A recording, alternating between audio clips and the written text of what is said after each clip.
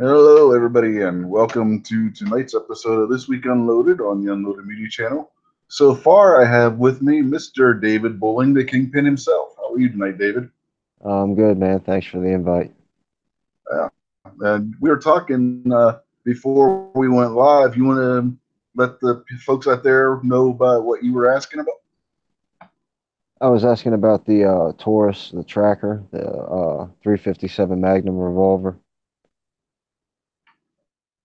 and just what you thought about it. And then we started talking about buying guns on the internet, or going into the store and actually buying them, whether or not it's cheaper or not to go to a mom and pop store and just pay the same amount of price that you pay when you add the FFL and the shipping and all that in. Yeah. And you said your buddy had one used for 350, and he was including a case and some ammo with that, right? Yeah, uh-huh. Yeah, he sent me pictures of it today, and he takes pretty good care of his stuff, so I know it's not going to be, all beat up and battered. And you got the pictures handy. We can screen share and show everybody. I'm on my phone, and if I start messing with it, then I'll get all kinds of messed up. All right, not a problem. That, yeah, that's something with screen sharing on your phone. Sometimes that can get to be tricky, shall we say? Yeah, and I'm not the most tech savvy, so if I push a button that gets me too far, I have to resort to turning my phone off and starting over. Right? Yeah, it's a lot easier to do that kind of thing if you're like on a laptop or a desktop. So yeah, I understand. Not a problem. Not a problem. How many rounds does he put through it? Do you know? That I don't know. I haven't asked him. I know he did say that he bought it used. He just brought it up to me today. He sent me a text message earlier asking me if I was going to be interested in it. Okay. So as So the you throughout the week, we'll figure out all those other details. right. I mean, 350 still isn't bad for the price for one of those because you were saying that you were looking and it was what you found one new for 709. Is that what you said? Yeah, uh-huh. And he's not the couple days a week or every weekend at the range. He's got a 50-yard range in his backyard, but most of the Yeah. time he shoots 22 and 17 rifle because he's got neighbors. Right. And Right. when so he doesn't get a whole lot of time to go to the range, so it's not like he's gonna have put thousands of rounds through it already. Right. I will say this: you said it was a Taurus tracker. Yeah, One thing you want to keep an eye on with the Taurus is the transfer bar safety. Most of the time, if you get something that's going to go wrong with the Taurus, it's going to be that. I'm not saying that it will, but that'll be the one area I would keep an eye on. yeah, and most likely it'll be a once in a while take to the range kind of thing. Right. Right. It's obviously I live in Maryland. I can't carry. I wouldn't choose it as my first weapon out of the safe for home defense. Kind of just want it. And he's a buddy of mine. He's not really into selling this stuff, so I know if he's gonna ask me if I want to buy a gun, that he's probably, trying to put some money together. Yeah. I know that feeling well. Trust me. Um, as far as what do I got that I can get a little bit of cash quick for? Because I got this bill coming up or that bill, you know. Right, yeah. But yeah, yeah. Do you know what size barrel and everything it has on it? Well, when I was looking at it on the picture they showed me, it's got the short barrel with the little drill holes, I guess the muzzle brake at the very end, and it's got So the front sight on it. So yeah, it's not the long barrel with the slats cut out all the way down it. It's the shorter barrel. so like a 4 inch barrel maybe. Yeah, I think something like that. Yeah. Yeah, I think if I remember right, the 4 inches, the smallest one that they have that they do their gas porting, the factory gas porting on. I mean, the pictures look really nice, so it's at least worth me checking out. Yeah, and then at that price, yeah, definitely. And what he said he's throwing in, I mean, that's that's a really good deal. Yeah. And I wanted a revolver. And like we were talking about earlier, I like to be able to, put it in my hand and touch it and cycle through it and, look down the sights and stuff like that. And you can't do that when you order something off the internet. Yeah, yeah, that's like we were talking. The only thing I really like, I'll order off the internet is like something that you can't find local, like maybe I use Makarov or like my Vepr 12. No, nobody sold those local. The only way I was going to get one was to order it off of somebody online. You know? Well, see, there's also another catch for living in Maryland. If it's not Maryland compliant, you're not getting it shipped to Maryland by any reputable company. Yeah, Like any yeah, company that's got anything, on the line, like their business, they won't ship it to Maryland. yeah. So I keep telling you, man, move, come across the border. Come across the border. You don't have far to go. Yeah, you don't have far to go. No, I'm good. I'm supposed to be, if everything goes well, I'm supposed to be in West Virginia at my friend's house. He wants me to stay in his deck and come shooting with him. So Saturday, I'm supposed to be in West Virginia. That's cool. What part? I don't know yet. He's supposed to text me his address one day this week. Yeah, if you're going to be in like the Kaiser or Fort Ashby area, I belong to a range. We can go do some full auto shooting. Oh, I'm gonna make a weekend out of it. If we can hook up, that's definitely a possibility, man. I'm Yeah, cool you're with not that. that far from me. And we can make it happen some other weekend, if not this one. Yeah. Like West Virginia is not a far drive from where I live at. No, the Crossfire gun range in Fort Ashby. I just joined up there, 625 for the year, and I get free rentals. So if That's you know, I get one free guest, and then every other guest is only $10. No range fees. We get free targets, so we can be there all day shooting stuff. nice. That sounds pretty cool. My range is one round every 2 seconds, paper targets only. Yeah, that's what it is with rifle rounds because it's an indoor. Unless you're using one of the full autos. Full auto, you can rapid fire them, obviously. But if you got like a bolt action rifle or AR or something like that, you gotta. It's one every 2 seconds because they don't want you damaging the range. You know, anything that shoots a pistol caliber, you can rapid fire them all day long. Yeah, you definitely the pistol range is pretty close to the rifle range. It's just obviously facing in a different direction. So if you're standing on the rifle range and you hear somebody double tap on the pistol range, everybody heard that. So you're definitely not getting away with it. Right, right. The range officers will call you out as soon as you double tap. No, you did you see Ghost's video he did from Shot Show this past year where he was doing the thing with the what they call Milo? I don't know. I'm not too sure. I may have, but I don't remember. That was the one where he was doing kind of like the virtual reality thing with the home invader. No, no, I don't remember seeing that one. They got one of those at that range too. I so want to check that out. Basically, it's a training tool. You get like pistol that shoots a laser, right? And you have and they can set up different scenarios. Like I said, the one Ghost did, it was a guy that broke into his house and he had I think it was a hammer, and Ghost had to figure out when to shoot and when not to shoot. And it's basically like a big TV screen, theater type screen in front of you that's so many feet away, and you have to figure out. And they can set it up to where you're doing like a room clearing, like if you're going through a shoot house kind of situation, or the one like I was just saying where you got to deal with a home invader, or it could be somebody on the street. They can set it up with so many different things. If you get a chance, go over to Ghost's channel and look for the video he did on that from Shot Show. It's really cool. His video will do a better job of describing it as what I would just telling you about it. Oh yeah, I'm definitely. Me and my friend talk about that. We were actually talking about it today. Like if we could buy a lot of land somewhere and build our own, you know, shoot house where you got to go through and clear a room, or you got to escape, and get your family out. All kinds of different scenarios like that. We're broke, so it's just us talking. So, Yeah. but The range I that belong definitely to, they're sounds the only, cool.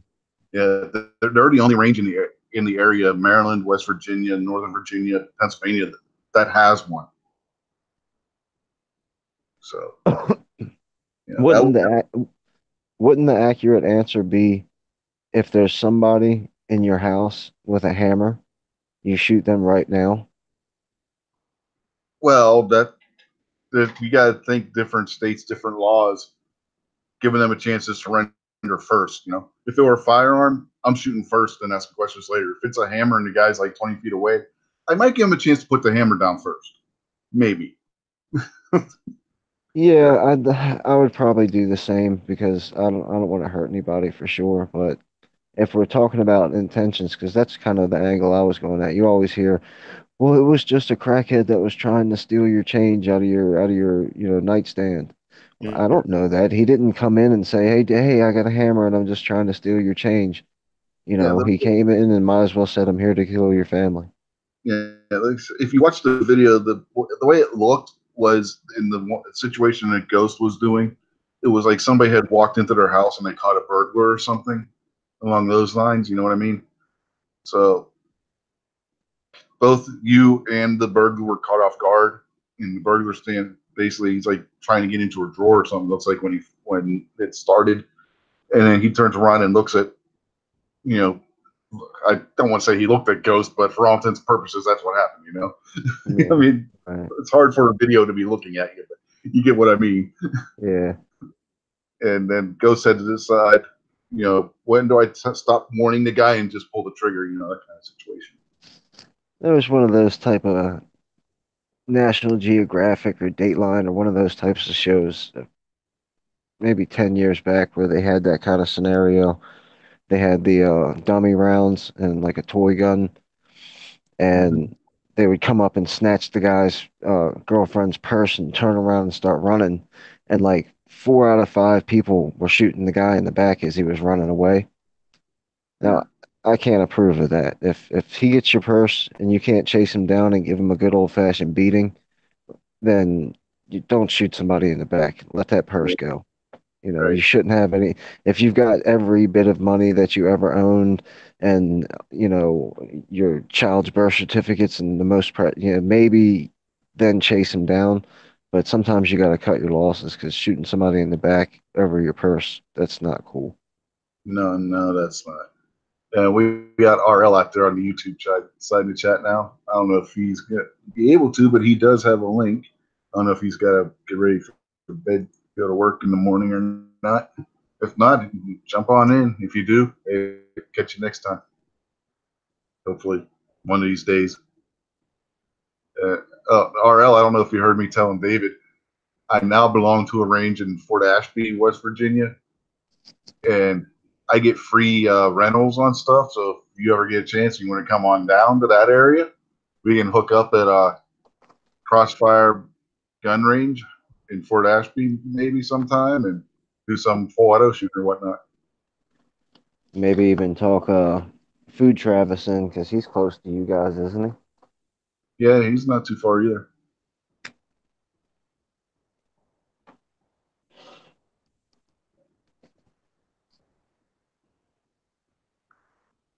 I need to think of the next rifle I'm going to buy too. I still got to finish building my AR-10, so that's already on the list. But I want to get a new rifle soon. Well, where you're at, a lever gun should be on the list and the stuff you can get. That wouldn't be a bad choice. There's a couple of nice Henrys with, I don't know if it's brass or Yeah, copper or yeah. whatever the I Please, guess it's, Brad. Yeah, but they want yeah, they go want ahead. like 900, they want like $900 for the rifle. So I don't Yeah, know. yeah. That's about what they go for. Yeah. Henrys are all handmade. That's why. And yeah, the shiny ones, those are all made. They're all brass, and then the black ones, those are all they're steel. If I There, knew more about guns, there was an auction I went to today, an estate auction, and there was a whole bunch of old rifles, some 30-30s, a couple lever actions and stuff like that. yeah, Uh, Nothing that I had ever heard of. I think there might have been a Winchester or maybe a Remington, but there were other ones I hadn't heard of. But they were going for like $50 a piece, $70 a piece. But I yeah. didn't know enough about them to put my money into buying You know any what? of them. At that price, if it's an old Marlin, old Henry, old Winchester, whatever, just grab it. I mean, honestly, uh, that would be my advice. You can always have it checked out later, and you're not in it for a ton of money. You know what I mean? Yeah, I was thinking about that as the days going on, that I should have just got ahead and bought it anyway, regardless of whichever ones I could have got for $50 a piece. I should have just took them all, but I kind of chickened out. Yeah, yeah. I mean, you're talking $60, $70. I mean, that's a darn good price. I mean, even if it's something that can needs work done on it or something, by the time you pay to have it fixed, you're still going to be probably paying as less or as much as you would for a new one anyway, and you're going to have a better made weapon. I think that the most expensive rifle that went for sale today sold for 150, I think, maybe. It was definitely over 100 and definitely not over 150. So anywhere between 100 and 150 was the most expensive one.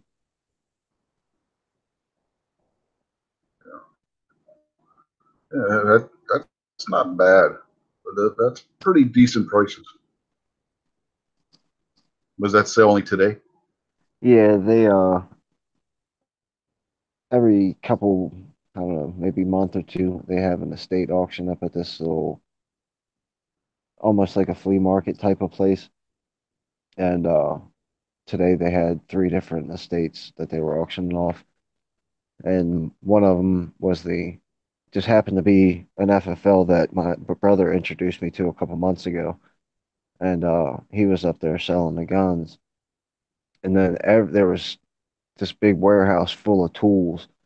All of them were brand new, still in the packaging, still had the hardware store sticker price on them, and basically the auctioneer was just giving stuff away. Yeah, that's what it sounds like. The, yeah, that's. I'm tell you what. If I'd have been there, I'd have been buying a couple of those rifles. I'll tell you, I'm not Well, gonna lie. I told everybody that I knew. My boss is knows a ton about old rifles, and he's not really into the new stuff. He's got an AR, but he's more into the old classic kind of stuff. And I told a couple of people that I go to the range with, and nobody showed up.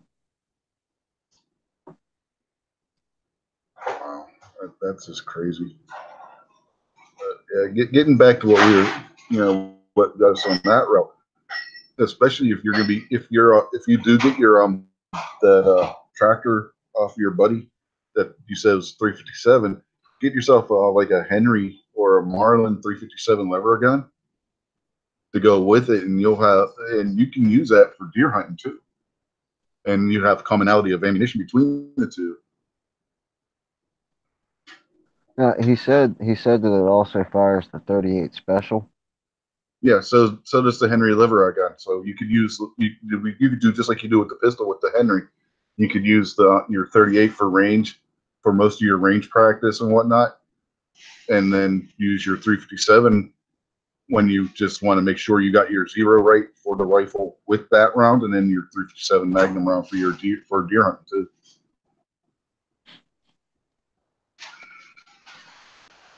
Yeah, I don't do any deer hunting, but I do a lot of shooting though. So Well, if you would, I'm saying that would you would have that option to do that with that rifle if you ever decide you wanted to. now, my Nope. boss lives on a farm. He's got like 140 acres, but he lives kind of far away. That's why I don't shoot at his house all the time. And Mhm. the farmer that farms all the land around there asked him to do the varmint hunting, groundhogs and different stuff like that. Oh yeah, that would work for that too. I would like to do some groundhog hunting, and this wild hog hunting that I keep hearing about and seeing everywhere, that looks pretty interesting too. I wouldn't mind going shooting a big old pig with some tusk on its face. Yeah, yeah, you can do that with the 357 lever Henry lever gun. That would do that. That would do the trick too. For hog, deer, varmint. I mean, it's a general purpose type of firearm. I wouldn't go hunt a squirrel with it because you're not going to have anything left of it. But Right. like a groundhog or a boar, like what you were saying, or a deer, yeah, you can definitely take one of those with that and Yeah, I be couldn't good. shoot a squirrel. I've always wanted a squirrel as a pet, and last winter we were walking our dogs through our neighborhood, and my dog was super interested in what was going on in this little patch of leaves. I finally got her away from it and went over, and it was a baby squirrel laying there.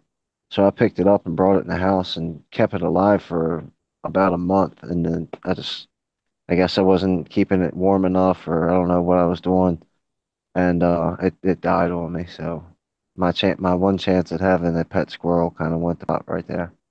Yeah, you gotta be careful with them squirrels. They can be a nuisance. They like to chew wiring and stuff, and they'll they'll mess your wires all up. The Yeah, wires. I Yeah, had intended on keeping it in the house throughout the winter, and then you know building a little cage for it outside, slowly introducing it so it could eventually just go away.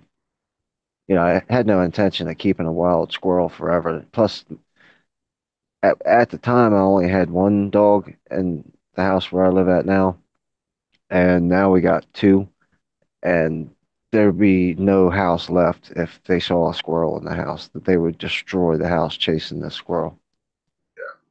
and another thing squirrel like to do, at least where we used to live, they like to throw walnuts at you. Walk by the one walnut tree by our house we were living in. All of a sudden you're getting hit. Like, what the hell? You look up, there's a squirrel and it starts chattering at you. Like you did something wrong by walking by its tree or something. You shouldn't be in its neighborhood. It's repping its set. Yeah, the gangster style, right? There you go.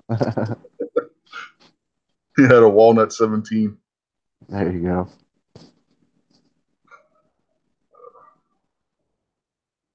I like the 17 rifles. The guy that wants to sell me the 357's got a bunch of them, and I think that's a really cool round.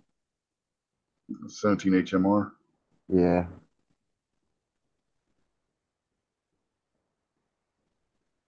looks like a mini 223 round. Yeah.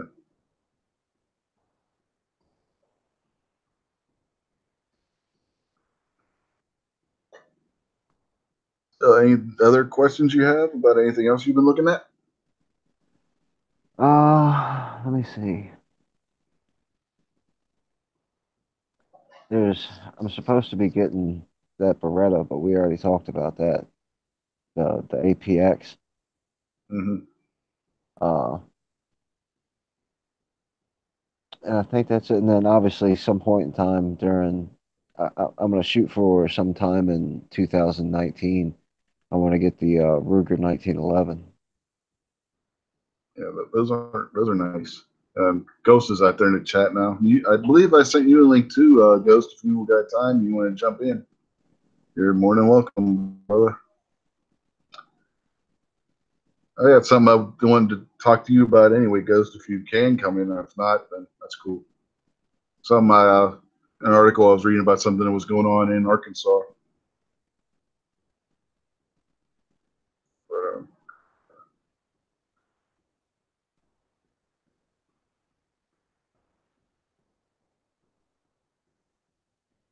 But, yeah, what I would do if you're seriously looking to wanting to get another rifle, yeah, I would look at something maybe the lever 357 Magnum. Especially, like I said, especially if you're going to get that pistol or handgun, excuse or revolver, however you want to, before somebody decided that it was wrong to call revolvers pistols when back in the 1800s. That's what they called them before semi-autos came out. But okay, whatever. You know, but yeah, because like I said, you don't have to worry about. You'll have ammo commonality between the two. You said you don't hunt, so you don't have to worry about having the most powerful rifle in our area. A rifle like anything more than 30-30 or 308 is going to be overkill anyway because all we got around here is a bunch of trees, right? We don't have any Right. places where you're going to be shooting like 500 yards at a deer anyway. Nah, Yeah. Plus, I was talking to a guy at the range today that said he had his rounds were too hot and they were passing right through. And he hit two deer last year and tracked them for, I think he said like 3 hours and couldn't find them because there was just no blood trail. And, if you shoot something over what, even 100 yards around here, you're going to track it forever Yeah. unless you drop it in one shot. Yeah. And around here, you shoot something at 200 yards, you're shooting from one hill to the next, you know? Uh-huh. Yeah. With a thousand So trees in between. even though the deer might be line of sight 200 yards away, you got to walk a mile to get to it. Right. Yeah.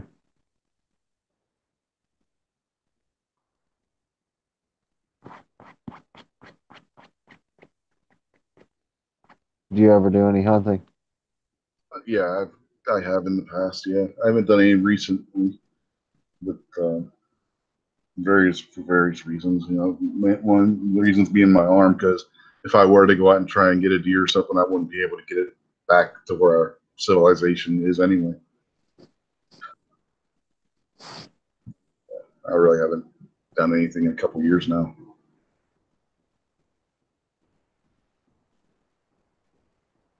Is that range far away from your house?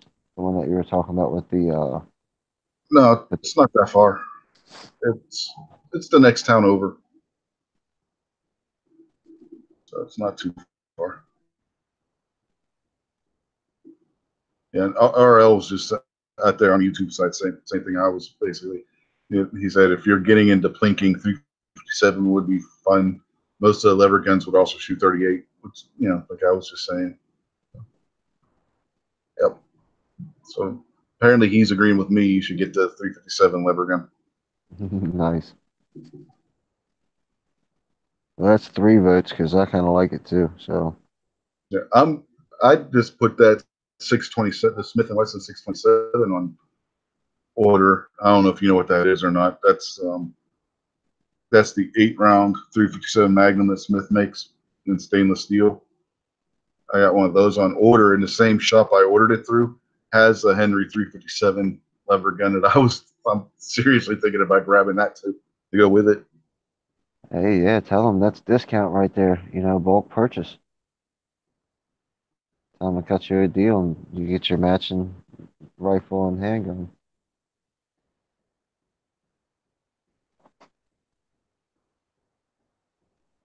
I I couldn't tell you, RL. I don't know. He's asking me how much an out of state West Virginia license would be. He's saying back maybe coming down here and we can meet up and do some hunting down here. Yeah, honestly, yeah, we could go to my mother-in-law's place. We can go looking for deer down there. They got plenty of them. But yeah, as far as the out of state license, I offhand RL, I couldn't tell you.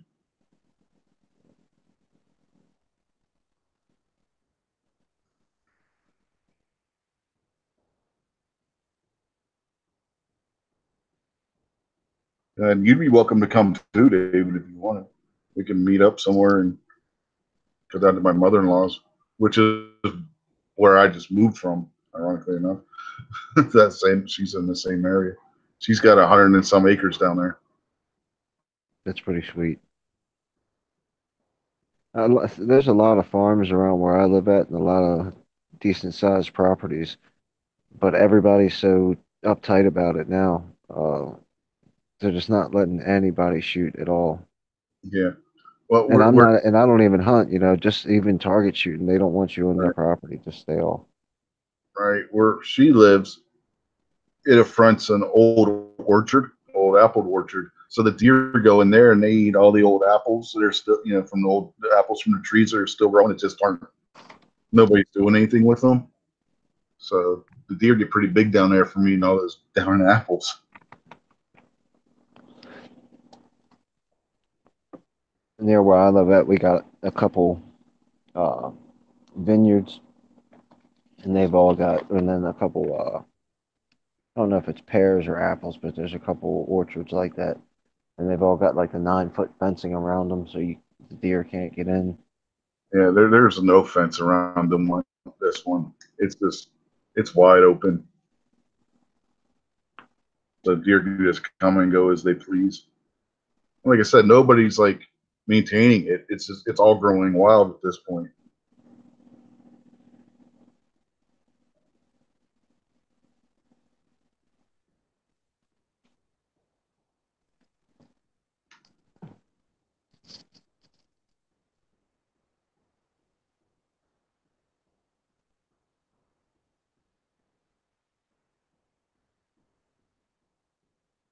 Yeah, you come down, you two come down and everything.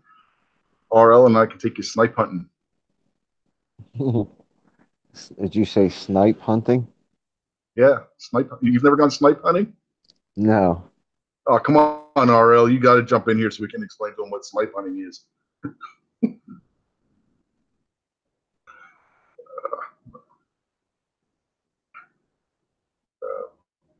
And I take it you've never gone to summer camp, right?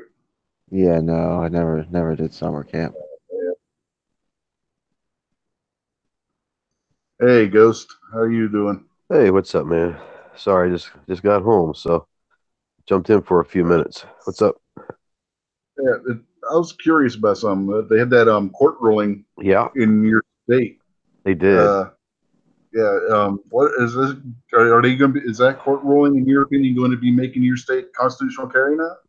Well, let me give you the background on what's been going. It's been a 5 year process or so. Okay. Apparently, I've only lived here about 15 years, but apparently there was constitutional carry a long time ago, and they decided they weren't making any money on it, obviously, so they're going to make it a shall issue state. Which is, I mean, I get it, a lot of guns in Arkansas, so the state went to capitalize on some of those taxes. That's at least that's what I call it. That's a tax basically to carry. But Right. so they did that, but they've been trying to get constitutional carry back for a long time, and it just hasn't ever had enough votes. And so what they did a couple years ago, well, there was this court case, and it had really nothing to do with carry, but it came out to be open carry. There's a court case about. I'm sorry, I'm rambling. I've just got home, so my mind's kind of going to think about all this.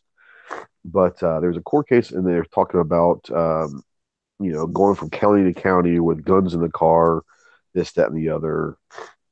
And the ruling came down to they're saying that the way the ruling came down was it was lawful to possess a gun in the open if it is if the police do not feel there's any harmful intent.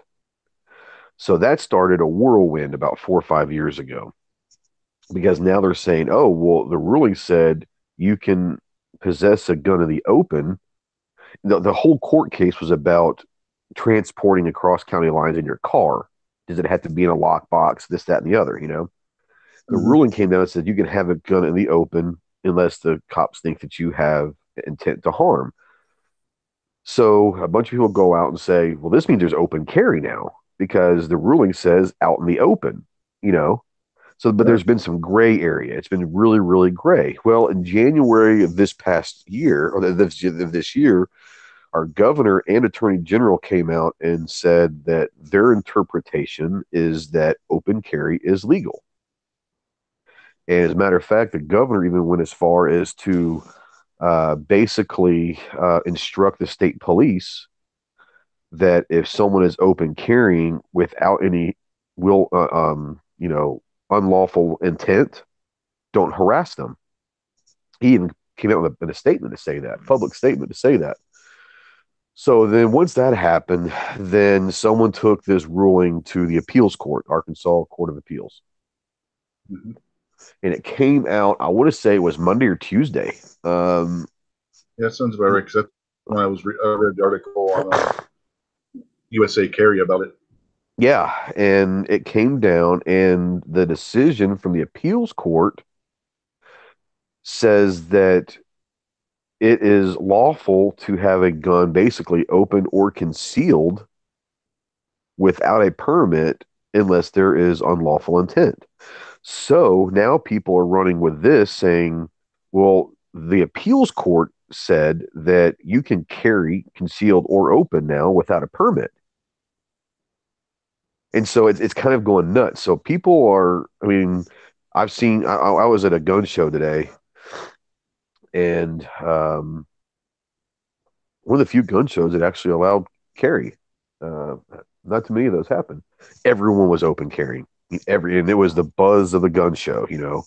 And Yeah. someone was asking me, and I was there because a buddy of mine has a gun shop, and he asked me to come and hang out at his booth for a little bit, blah blah blah. So I did, and everyone was asking me about it. I said, "Look, I've read just as much as you have. You know, I've got a couple of buddies of mine that are state senators and state legislators that I've contacted to see what this means, but they haven't gotten back because they're going to make sure that they're looking. They're lawyers, so they're as lawyers do. They're going to look at that decision and read it word for word and try to interpret it."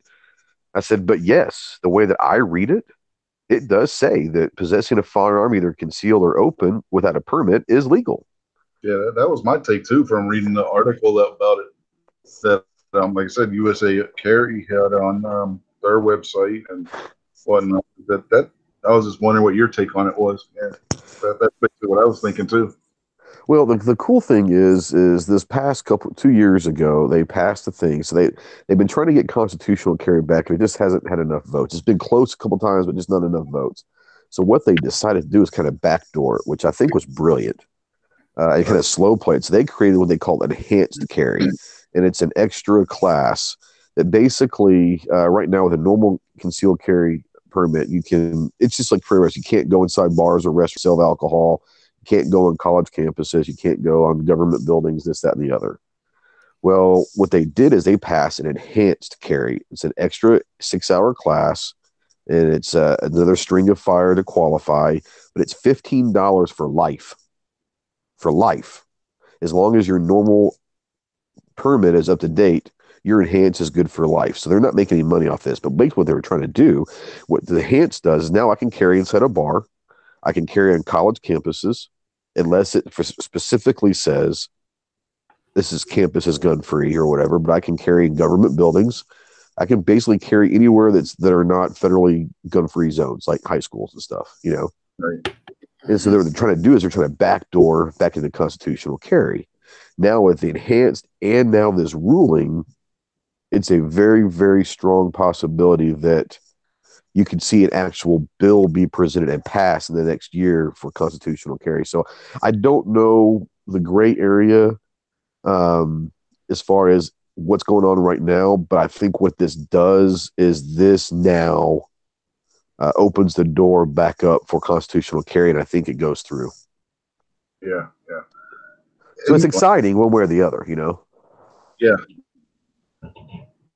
It's definitely something that's going to be interesting to see, especially from your perspective, because, you live there and whatnot. Yeah. Yeah, it was, like I said, it's still, I mean, there's still being debates going on in the wording because the people that are saying no are going back, and they have a valid point. They do have a valid point. They keep going back to the initial charges in the initial court case. Had nothing to do with carrying. It was transporting weapons across county lines.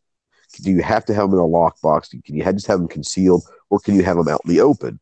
So the wordings for all of these things were talking about transport, but they don't say in those decisions or rulings talking about transport. They just say carrying or possessing concealed or open without a permit is legal. So they're not talking about transporting. So that's where the gray area is people trying to interpret, what's being said, because I think that the judges might have done that on purpose for all I know, the judges may be interpreting transporting as also carrying because Exactly, because they say possess, because possess doesn't mean just in a car. It's that mean possessing anywhere, you know. Yeah, and theoretically, if you're carrying a weapon, you are transporting it. That's correct. That's correct. So that's what I'm saying is it's still some gray areas. And like I said, I've got some buddies that are legislators that I've emailed and said, look, I know y'all are busy because they're in budgetary session right now. So I know they're busy, but I said, you know, when you got time, take a look at this. And as a lawyer, give me your interpretation, you know. So it'll be interesting to see what they come back with. But I do like the fact that after the initial ruling, this past January, the governor came out and instructed the state police if someone is open carrying, you cannot harass them unless you feel there is intent. So he's interpreting it as not just a transport; he's talking about carrying. So that helps, you know. Yeah, I don't know. It'll be interesting. It's exciting. Yeah. Again, I mean, if you're carrying something, you are transporting it. So that's correct. Yeah, but like I said, the word they use is possess. And if you look at the technical term of possess, it doesn't have anything to do with a car. No. It's just, do you have it with you? You know, do you possess it? Yeah, exactly. Just having something with you is possession. Right. So I don't know. I like where this is going. I'll put it to you that way. I'm a little skeptical as to where it leads to. But like I said, I have seen a lot of people in the last week open carrying just over at Walmart or wherever that, and maybe I'm just looking for it, but I mean, there is a lot more people than I've seen in a long time doing it. So that's a good thing. Yeah. Yeah. Sorry to hijack your show, but it took me a while to kind of gather my thoughts. I just you know. Oh, no, that's what I wanted you to do. I mean, that's why I asked you. Yeah, I wanted to get your thoughts on it. You know, as somebody who lives there, you know more about what's going on with that than I would. You know. Yeah, I'll just put it this way: there's a lot of excitement right now. There's a lot of people that I think there's a lot of people, just like everywhere else, though, that have maybe a shall issue state, but you still have to pay whatever the monetary value is of your permit. And Arkansas is relatively expensive. It's like $110 for 5 years, you know. Yeah. So it's relatively expensive, you know, because I've heard some states are like $20 or something, but it's $110 for 5 years. So I think there's a lot of people that are going to sit there and say, you know, that weren't going to go pay the $120 just to stick it to the man. The excitement for people that are now saying, good, now I'm going to start carrying him because I don't have to have a damn permit. Yeah, interesting to see too if some law enforcement agency in the state doesn't know about this, and you end up with a test case on it too. Yeah. I talked to a buddy of mine the other day. He's a sheriff here, and I talked to him and asked him what he thought. And I mean, obviously, I train with the guy, I shoot with the guy all the time at the range. So I mean, he's obviously very, very pro gun. But even the sheriff was like, he's like, I interpret it as I instructed my guys, even just the local deputies in the county. I instructed my guys. I'm following what the governor said in January. Unless you think that there is intent to harm, leave them alone. You know. And this is after the ruling, but I'm going back what the governor said. He's like, if you don't think there's intent and you just see someone walking around carrying, leave them alone. So I'm happy with that, obviously. Yeah. It's definitely an interesting situation that you got there because instead of the state like they did here or in Kansas where Gary lives, passing constitutional carry, the courts are taking it upon themselves to interpret one law as something else and making it where you have constitutional carry in your state again. Right. And the interesting thing about that is, and I'll probably talk about a little bit about this Tuesday night, but the interesting thing for me, at least, is that we don't hear court rulings very often in favor of guns. You know what I'm saying? Usually, when we get decisions from courts, it's something that's going to hinder our rights. This is one of the few that I've heard that a court has come back and made a decision, especially the appeals court, saying, not only do I agree with that one, but I'm going to go ahead and make the decision to say, not just for transport, but possessing a firearm without a permit is perfectly legal. So it's nice to see a court getting involved that's not completely anti-gun. I mean, at least there's hope out there, you know? Yeah, it's almost like the appeals court in your state said, no, the law doesn't actually go far enough, you know? Right, It's exactly. Which tends to help me think that should they come through with a bill and introduce constitutional carry again in the state of Arkansas and it passes, the chances of someone taking that to the state Supreme Court now are going to be slim because there's precedent in two separate court cases in the state of Arkansas that they've ruled that possession without a permit is legal. So I think that this actually helps the movement of constitutional carry tremendously to actually get on the books and make it an officially constitutional carry. You know what I'm saying? Yeah, well, here's the thing. They really don't even have to pass legislation at this point. The court already did their work for them. Right. It's just now to go through the next appeal level, make it through the state Supreme Court. It makes it through your Supreme Court. You guys got constitutional carry again. Exactly. But what I'm saying is if they were to just make sure and put the nail in the coffin and decide to come back and introduce a bill just to have it on the books, there won't be. I don't think there will be that appeal because they've already had two rulings and like, well, we're there's no reason to do this because they've already got precedent twice now in the last couple of years. So I think it helps the movement. Yeah, my point was this was at your state court of appeals. They can still take it to the state Supreme Court. They could, but what I would say is even the Supreme Court at this point probably isn't going. I think that they probably wouldn't even hear it, to be honest with you, because I think they would hear it is if the initial court ruling went one way and then the appeals court went another way, and now there's really a gray area, then they probably hear it. I don't even think a Supreme Court would even hear it now because it's like, dude, there's already been two rulings. I agree with it. Let's just forget about it, you know? Yeah, well, the Supreme Court not hearing it would be in and of itself a de facto. That's correct. That is correct. That's what I'm saying. I think it helps constitutional carry hugely. Yeah. It's definitely a big step. Yeah, that at that point, that ruling, even now, that ruling carries the weight of law unless the Supreme Court were to come in and overturn that. Correct. So it was interesting. It was good. It was completely caught everybody by surprise because I hadn't even heard that they had appealed that decision. I didn't even know they appealed it, you know. And all of a sudden, this decision comes out by the appellate court, and you're like, "Am I reading this right? This is badass," you know. So, yeah, it was an interesting week. There's a lot of people excited about it for sure. It was definitely nice to see people happy, you know.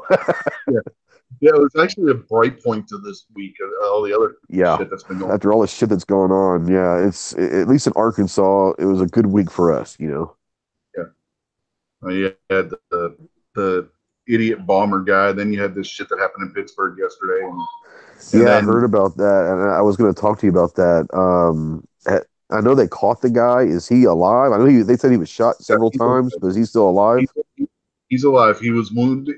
What he did was, I know where this happened. Right? Okay, it's not too far from you, is it? I grew up in Pittsburgh. Oh, I didn't know that. Okay, I got you. Yeah, I used to in the neighborhood. This was a Squirrel Hill neighborhood. That neighborhood used to have a bunch of mom and pop shops in the area, right on Murray Avenue. Which that happened at the corner of Wilkins and Shady, if I remember correctly, which isn't far from Murray Avenue, which is like and I used to go. Me and my friends. I used to have like a big gaming store that sold all kinds of role playing game stuff and that. Yeah. And then there was this old little Jewish tailor who had his own little private shop there. And when I was in junior ROTC, we would all go there, like to get our shirts and stuff for the military ball, because he would give us all a discount on it. So I did a lot of like going to mom and pop shops in that area. So I'm assuming this is like a Jewish community in that area. Yeah. It's Okay. Jewish community. But you also got some Catholics and Asians living in the area now. But this was Okay. Laurel Hill was the main Jewish neighborhood for the city of Pittsburgh. Okay, I got you. Yeah, the building where this So is this was now, a well-known Jewish area. It wasn't like this was just yeah, a synagogue in the middle of. no. It This was a is Jewish area. Okay. that synagogue is actually 3 synagogues in one. What Okay. happened was there was 3 separate buildings, and about 10 years ago, they got together and they decided we're going to put our funds together and we're going to build one building. You can have the top floor, we'll have the main floor, and then you can have the bottom floor. I got you. So you actually have 3 synagogues in there, and then the very top floor is like offices for the rabbis for each one, For and they all of serve them, I under. got you. Yeah, and then there's one rabbi emeritus that oversees the whole works. I got you. I got you. So has this guy talked at all, or have they released anything? I've been kind of out of a loop between Not, work and yeah, driving. not that I've seen other than what he was posting on Twitter and Gab and whatnot. But he's very anti-Semitic, Yeah. very anti-Trump, Gotcha. anti-Israel. The whole 9 yards as Right. far as that goes. Were there any releases yet of what was used? And I hate to say that, not that it really matters, but was there? You know what? Because I heard they got into a gunfight with the police, so I had assumed that there was probably something besides handguns. I couldn't tell you. I haven't looked at any of the stories today, to be honest. They probably haven't released any of that yet. Yeah. I heard one report that said that he had a couple handguns, and of course everyone was saying assault weapon. And Yeah. then I heard one report say AR-15, but Yeah. that's But nothing official. Yeah, I wouldn't say that. I wouldn't like write that down in your, Oh, journal. Yeah, until I hear it from a law enforcement agency of some sort, I don't take what the news says very. It was funny yesterday. We were talking. Show was on Rick's show. I think we were talking about it, right? Because Rick's show was on as it was breaking. You know what I mean? Right. Yeah. So I basically jumped in there because I had the local Pittsburgh news on. Because where I live, I used to get local news on their CBS affiliate. So I actually had their local news on while it was breaking. So Rick had me jump in, and I'm like giving them the news updates on it as it's coming off my TV. It's going into Rick's chat. You know what I mean? Yeah. Now, is Pittsburgh historically Republican or Democrat, or how would you rate Pittsburgh as a city? The city itself is Democrat because of all the unions. Okay, but as you get outside the city limits into the suburbs around there, they get to be more conservative. So I know Pennsylvania as a whole is usually more conservative as a state, aren't they? The winds blow back and forth.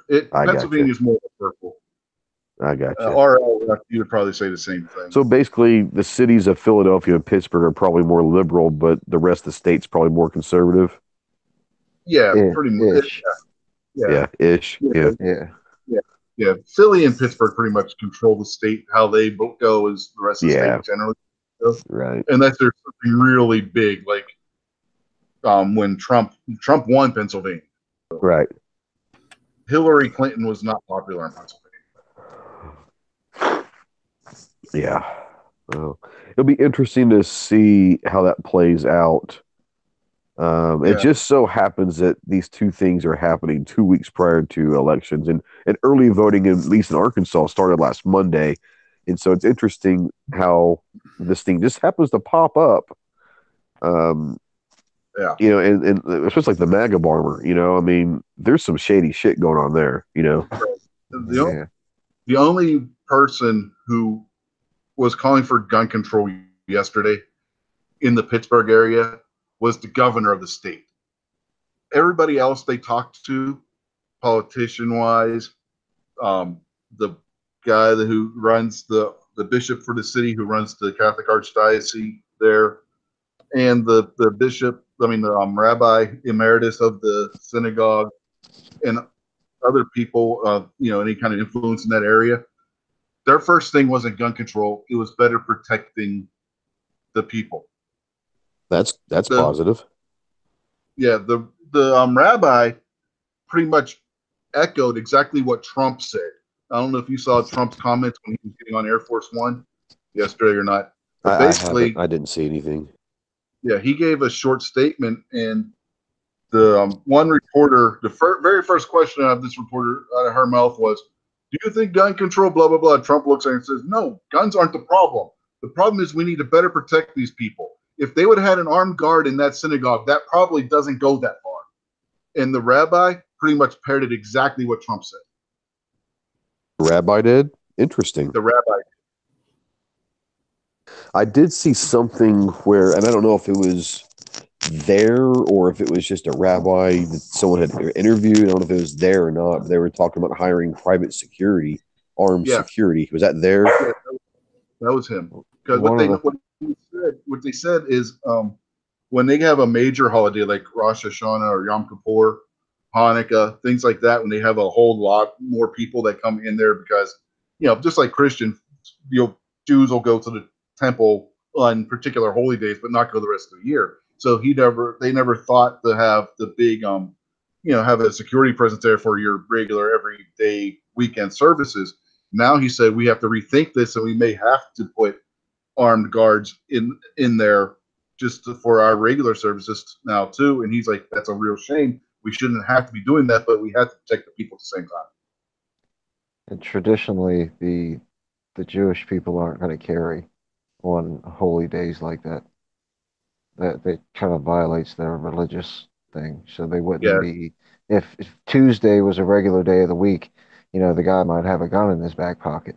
But on these holy days, they're not going to have their weapons on them. Well, you could hire outside the religion Yeah, security at the right. door or something. yeah, Yeah, absolutely, totally. what he said they normally would do. See, Pittsburgh has a program they call it detail, and what it is basically you get police officers get overtime to work private security. They do it in their police uniform, but they're working as private security for whoever does it. That's the way they do it. 'Cause we had that when I worked at a supermarket in Pittsburgh. We had in the evening we had a police officer who was on detail working security in the supermarket. Really? So On duty? they're not considered on duty, but they're getting paid by the city to work private security. So they have like a They're not. contract or something with Yeah, someone, and I yeah. got you. You So you whoever's get off duty a can contract, go and get that extra money. right. I got you. That's a good idea. That's what Pittsburgh does, and they call it being assigned a detail, or it's a volunteer detail. Now let me ask you this: is since they're off duty, they're obviously not in uniform, correct? Yeah, they are in uniform.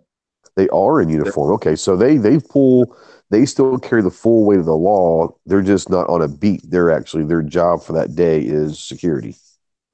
Yeah, it's Interesting. I an like that. overtime. It's a voluntary overtime detail. I like that. I see that from time to time around here sometimes, and the visual effect, like the emotional effect of seeing a uniformed police officer as opposed to a guy standing there in a shirt that says staff on the back. It's got like a nightstick or something. Yeah, well, even, I mean, regardless whether some of them staff guys are big, you don't want to mess Yeah, with them and type of guys. But if I see a scrawny little guy wearing a local police uniform or a state police uniform, I'm definitely not messing with him. yeah, and Right. it wasn't just beat cops either. One of the detail officers we had was one of the lead detectives for the city. Yeah, I've Whenever got there a was like, buddy of mine here who's a state police trooper, and for several years, when there's a big oil and gas boom here several years ago, and when he wasn't working for the state police, the gas company would hire him as security for their wells and all that, and he was making big bucks with that. yeah, this guy, whenever there would be like a high profile murder case or something in the city, he was the guy whose face was on TV. And I walk into when I first started working the supermarket, and first thing I see when I walk in the door is him working a detail. I was like, holy hell, you know? Right. I like You that don't though. usually see the guys with the gold shields working security details. That's what I'm saying is that's why I was asking if they're uniformed or not because typically I know a lot of cops that will do security stuff off duty, but they have to wear street clothes and all that. But actually having uniformed police as security, that's an Yeah, interesting concept. yeah. He would wear his white Pittsburgh Police Lieutenant's uh, uniform shirt while doing the detail. Well, and let's take that a step further. Let's say that these synagogues in Pittsburgh or just churches in general, okay? Let's say they jump on board with this private security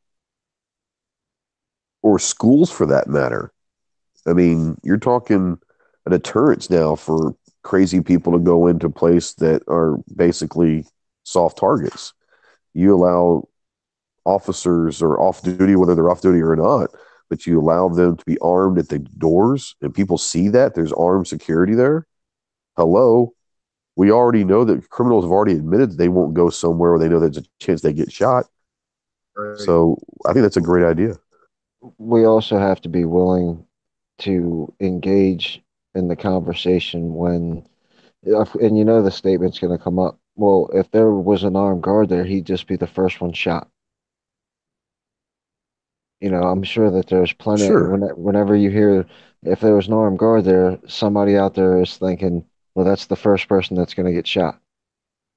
So that argument is something that we actually have to be able to engage in and be willing to say, yeah, there's going to be that one out of 1,000 chance that the armed guard gets shot first. But the Yeah, 999 other times when the armed guard has to intervene and wins the fight, and then the countless amount of times that the armed guard is there and deterred the action altogether. yeah. But here's the thing with that though. With you got the thing like with this synagogue here, and I've seen how they do details on their special holidays and stuff, and not just with the synagogues, but like at Catholic churches in the city as well. Because I've seen them have the police around. They don't send just one officer on the details when they're doing a guard duty along those lines. You'll have 3, 4, 5, 6 police officers depending on how Exactly. So big. there's typically not going to be just one. Yeah, Right, yeah. yeah. My whole point was the anti Well, protect that's how yourself you crowd counter. out there is going to come up with those crazy arguments. Yeah, but that's how you counter that argument. When you have a facility that size, the police aren't going to assign just one officer. Sure, yeah. Well, you're also going to have to remember that no matter the scenario, no matter how many armed guards are there is going to be a time, somewhere, sometime, that something evil is going to happen, even if there is armed security. That is life. That is we as pro gun people have to admit that no matter what measures we take, crazy people are going to do harm. They're Yeah. going to find a way to do harm. And so the anti gunners are always going to have that built in case. We'll see it didn't work. You're right. That one time didn't work. Like you said, Rich, that did not work. But what about the other 3,000 times that people just kept driving because they did see an armed security guard? We'll never be able to judge and gauge how many times it does work. They're just going to publicize the one time that it doesn't. Exactly. Yeah, and then that's what they do now. So, Exactly. midnight, if you want, you should have a link, brother. You can jump on in. He's out there commenting on. He says in the Harrisburg area, because that's where he's at. The business owners there pay the city on their own to pay cops overtime to allow more officers to be on the streets on weekends in in the city there. So there's like a collective group of businesses that get together and do it as a group, or individual businesses do that. He just says there's business owners, so I don't know if they hold their money. Okay. Or, It'd be Well, interesting. and speaking along those lines, I was thinking about that when you guys were talking earlier. We'll just use the synagogue. I know that it's a big place and there's a lot of people that go there. So if it comes down to asking the parishioners, or whatever you call Jewish people that go to the synagogue, I don't want to offend anybody, but hey, here's what it's going to cost. It's going to cost us $1,000 to hire 10 security guards. You're going to have if you've got a security position that's paying a good amount of money, you're going to have top-notch guys and girls applying for those positions too. So it's not like you're going to be taking, just some rookie who's never, walked a beat before or whatever. You're going to have some actual people who want to make good money doing these security details. So you'll have quality people. Yeah. Real quick, guys, Midnight's saying he's not sure if he's going to be able to do his show tonight. He just got back from the doctor. His little guy's sick again. Oh man, hope he feels better there, Travis. Yeah, same here, man. What were you saying, David? I'm sorry, I was responding to Midnight. Oh, I was He was just saying, completely ignoring you, Kingpin. He doesn't care what you say. I wasn't ignoring him. I was just replying to him out there. no respect, man. I get no respect. Now, I was saying, when it comes to these security details, my theory is if people care about it, they'll pay for it. And if you come to me and I'm going to have a car show with 10,000 people, and all 10,000 people are willing to put in, 20 extra dollars for security, well, I can pay my security officers a fairly decent chunk of change. So with a high rate of income, you'll attract a lot better quality officers as well. You get what you pay for is what I'm saying. If you're offering, $20 to come here for 3 hours and guard this hospital, nobody's going to take that. If you're offering $200 to come here and stand here for an hour, you're going to have a line of decent officers that want that money. For sure. And it's another way to keep the state from having to pay for it. You let the people who want the security to pay for that. Well, on top of that, if you do it on a volunteer basis, you're going to get people that actually want to be there. They actually want to do that instead of being told by the department, "Hey, you're going to go work this overtime beat over here in security." You're going to get people that are wanting to be there, so they'll take their jobs a little more serious, also. Absolutely, right. totally. And the way it worked in Pittsburgh, the jobs that were available to you were based on your seniority in the department. So if you were there for 5 years and there was a rookie who wanted the same detail you wanted, you would get it before they would. But yeah. There you go. I gotta step away for a second. I'll be back in just a minute, guys. Excuse me. All right. Gun Snob, I noticed you joined us. Have you been listening? What the topic we're discussing is? No, not really. I've been busy. I made a little video for Clover and just been real busy. So I just now got in here. Yeah, we were talking about the situation in Pittsburgh yesterday, and the rabbi who oversees the temple synagogue complex. It's a complex. There's more than one synagogue that's actually in the building that it happened at. And in fact, the shooter shot people at 2 of the synagogues, the one on the main floor and the one in the downstairs area. And we were talking about how different ways that maybe they could provide more security, because he said that that's something that they're going to have to look at. That they usually have the police details that they contract with the city to provide on special holidays like Yom Kippur and Hanukkah and Rosh Hashanah, the major ones for them.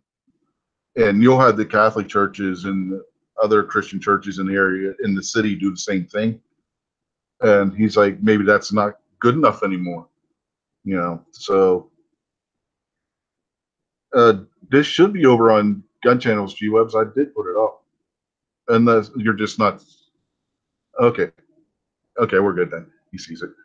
But anyway, yeah, that's what we were talking about, how this in ways that they could go about doing that and whatnot. So you got any ideas on that front? What ways they could better secure the area? Not really. I mean, I've got a lot of ideas, but apparently they don't want normal people's ideas. So we're not asking what they want. I'm asking. We're just like brainstorming, and talking about ways that the city already offers for them to do it, because They do it on the special holidays, and now they're talking about we may have to do it every day. I don't understand why. I mean, it's kind of a, I don't know, may not be a very popular viewpoint, but it's not really the city's problem to defend any church or any synagogue or whatever. It's, I mean, it is, but it's not. You know, they need to have their own security if they want security. In my opinion, what the city does is when officers are off duty, they have what they call details or off-duty details, and the officers volunteer, and in essence, those officers then act as private security for those facilities. But are the facilities paying the security, or is the city? It depends on there's different factors that come into play. When I worked at the supermarket, the city was paying for it, but it was a small mom and pop kind of one, maybe two supermarkets were owned by one person. They couldn't afford to pay for the private security. Now, a larger thing, they may pay. It depends on the contract they have with them. Well, around here, most of the time, if they want police officers as private security, it's like, $25 an hour or whatever. Now, the city or, whatever department usually does allow the officer to take his or her patrol car to, basically like for a while, our Sonic here was paying for security on Friday and Saturday nights, and the deputies that was doing it got to drive their patrol car there and and use county gas to get there and such, but they were paying them, the Sonic was actually paying their wages for the hours they were working security there. See, I think that is what would work the best, is you let the private company or whatever private party, whoever is in need of the security at whatever time, whether it's all the time or once a week or once a month, let them pay on a voluntary basis the amount that they and the security have set aside. The problem with pushing for more mandatory that the state, the city, the county, or whatever your local ordinance is doing the security is they're going to have to start writing bills, and they're going to have to start setting price controls, and they're going to have to passing other types of legislation, and it's going to just get all convoluted. Plus, it's going to bring the wages down. If I'm having a party on Saturday and I need 2 security guards, and Ghost is having a party on Saturday and he needs 2 security guards. Well, if he's only willing to pay $50 an hour and I'm paying $100 an hour, I'm going to have a line full of security guards to choose from. That's the free market. Let the free market work. Mm-hmm. I think the best situation is, and let's just take the Catholic Church, for instance, okay? And let's say the Catholic Church in Chicago, Illinois, or let's say Chicago, let's say Denver, Colorado, and all the Catholic churches in Denver get together and say, we're going to come up with a contract with the state police of Colorado or the Denver PD or whatever, and say, here's what we're going to say. We want 2 armed security every Sunday from 9 a.m. to noon at every Catholic church in Denver. And as for that, we're going to do this conglomerate of churches together will pay X amount of dollars. So I think that what you've got is you get more people involved. You have an opportunity of getting a higher wage for these security guards because it's not just one church. It's a group of churches. I get that. It's an option. I'm just saying. A lot of churches around here have the Baptist churches around here have the Craig Mays Rogers County Baptist Association, which is 3 counties, and all the Baptist churches, are kind of a part of that and put money exactly. So, they can kind of pool their money together, and the church that they feel needs it the most, may get more money or something. Yeah, well, you sit there and say, if you have, and it can be based on number of attendees. If you have a church that has 20 people, you might need 1 security, but you might have one church that has 150 people that might need 4 security guards or whatever. So it might be based upon you pay into it what you think you need. If you think you need 1, then you're going to pay $25 an hour for a security guard. If you need 4, then you're paying $100 per, for security or whatever. The bigger churches will get a bigger piece of the pie, but they're also paying more into it. Yeah, and another part that we need to add on to this, the one that this happened in Pittsburgh, it's not just one synagogue. That's where everybody's getting this wrong about this one. It's because I don't know if the national news is actually reporting it this way, but this isn't just one synagogue. It's a complex that actually houses 3 synagogues. Well, the news that I'm seeing, they just say a synagogue. So they don't mention there's 3. They just say a synagogue in Pittsburgh got attacked. Yeah, it's Yeah, a pretty big deal, and I think that's just the laziness of the press. Yeah, that they can just say a synagogue instead of telling what it really is.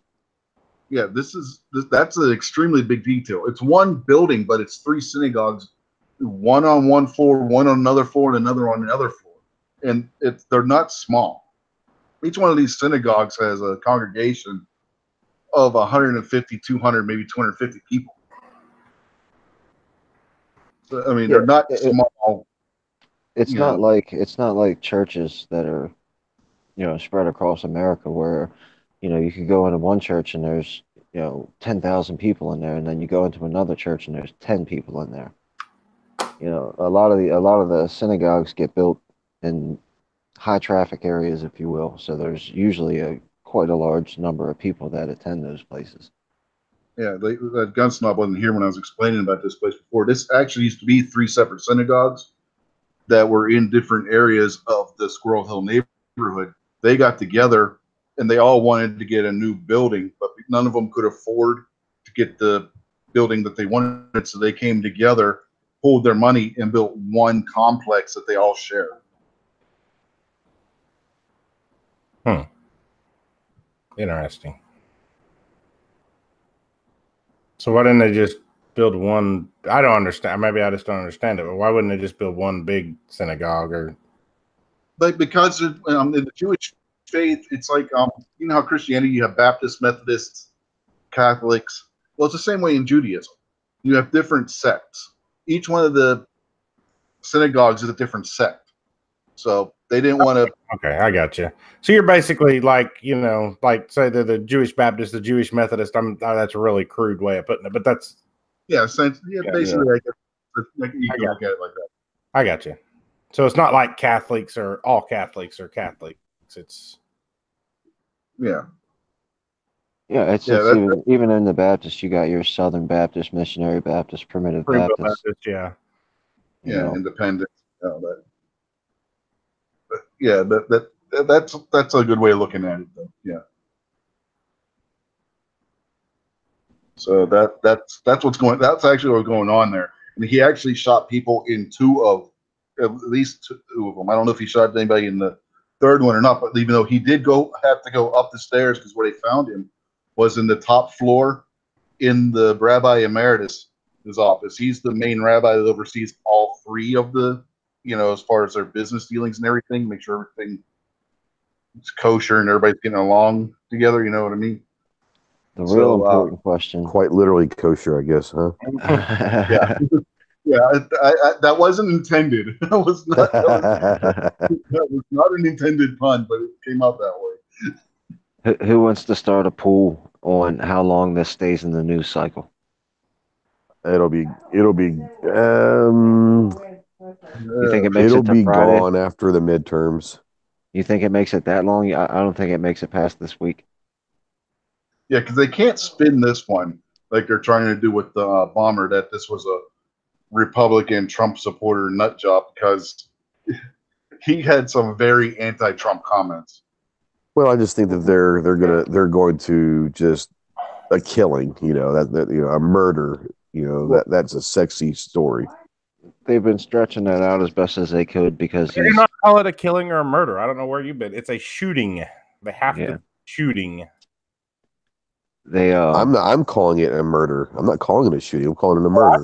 I'm just saying they seem to think that's all they can call it, though. That's what I'm saying. Is they're gonna play on that, The guy murdered 11 people and wounded 6 others, including 4 police officers who were responding to the scene.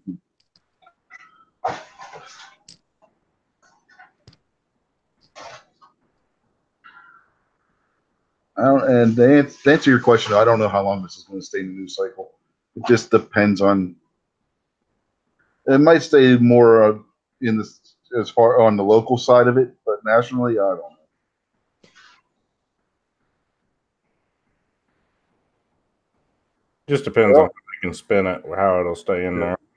And what information they get from the guy, you know. Just read Midnight's comment.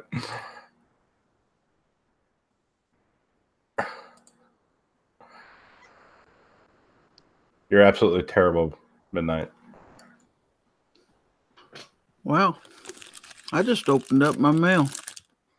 You ought to see all the stuff I got in here. Good God. About time. Well, nobody told me they sent me anything. I figured there's nothing but bills in there. It was a surprise, and then I was worried it didn't get delivered to you, and you hadn't mentioned it at all when I was in here. I was like, Well, I wasn't expecting anything special, so. Well, screen share, show everybody Yeah, what you got. let's see. Well, let's see. First off, I got a letter here. It says, Gary, thanks for being a great friend. I saw your patch panel had some empty spots, so I thought I would send you some extras I had along with some other junk, LOL, and you were the first person to get my sticker, so enjoy. Now, wait a minute. You just read all that easily with my writing? Well, yeah. I write horrible. Okay. So, let's see. We got a couple business cards from the Gun Snob here. Those are pretty fancy. I don't have business cards made up. I need to. Oh, and check this out. All you Glock guys will be jealous. Got one of those, and then I've got a bunch of Glock stickers to send you. That, and I've got that. And we're not done yet. Let's see. We've got a Kimber koozie. And what else do we have? We have, there's a patch. Underwood ammo. And we have, make sure I'm holding that up right.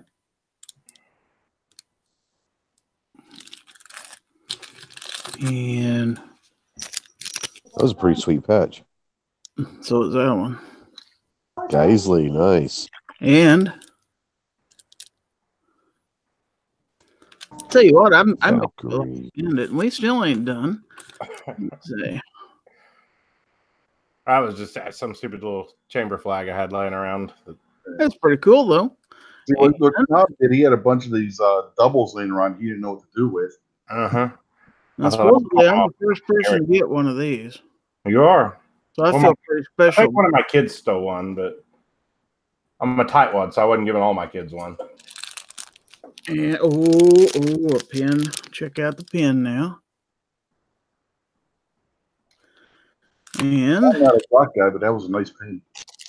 yeah, and this one here, it's got a label in front of it, so I can't tell what it's going to look like. I don't even know what it was. I just grabbed some. Out of the back. Oh, I got a cat on my lap too. How about that? He sent you a George?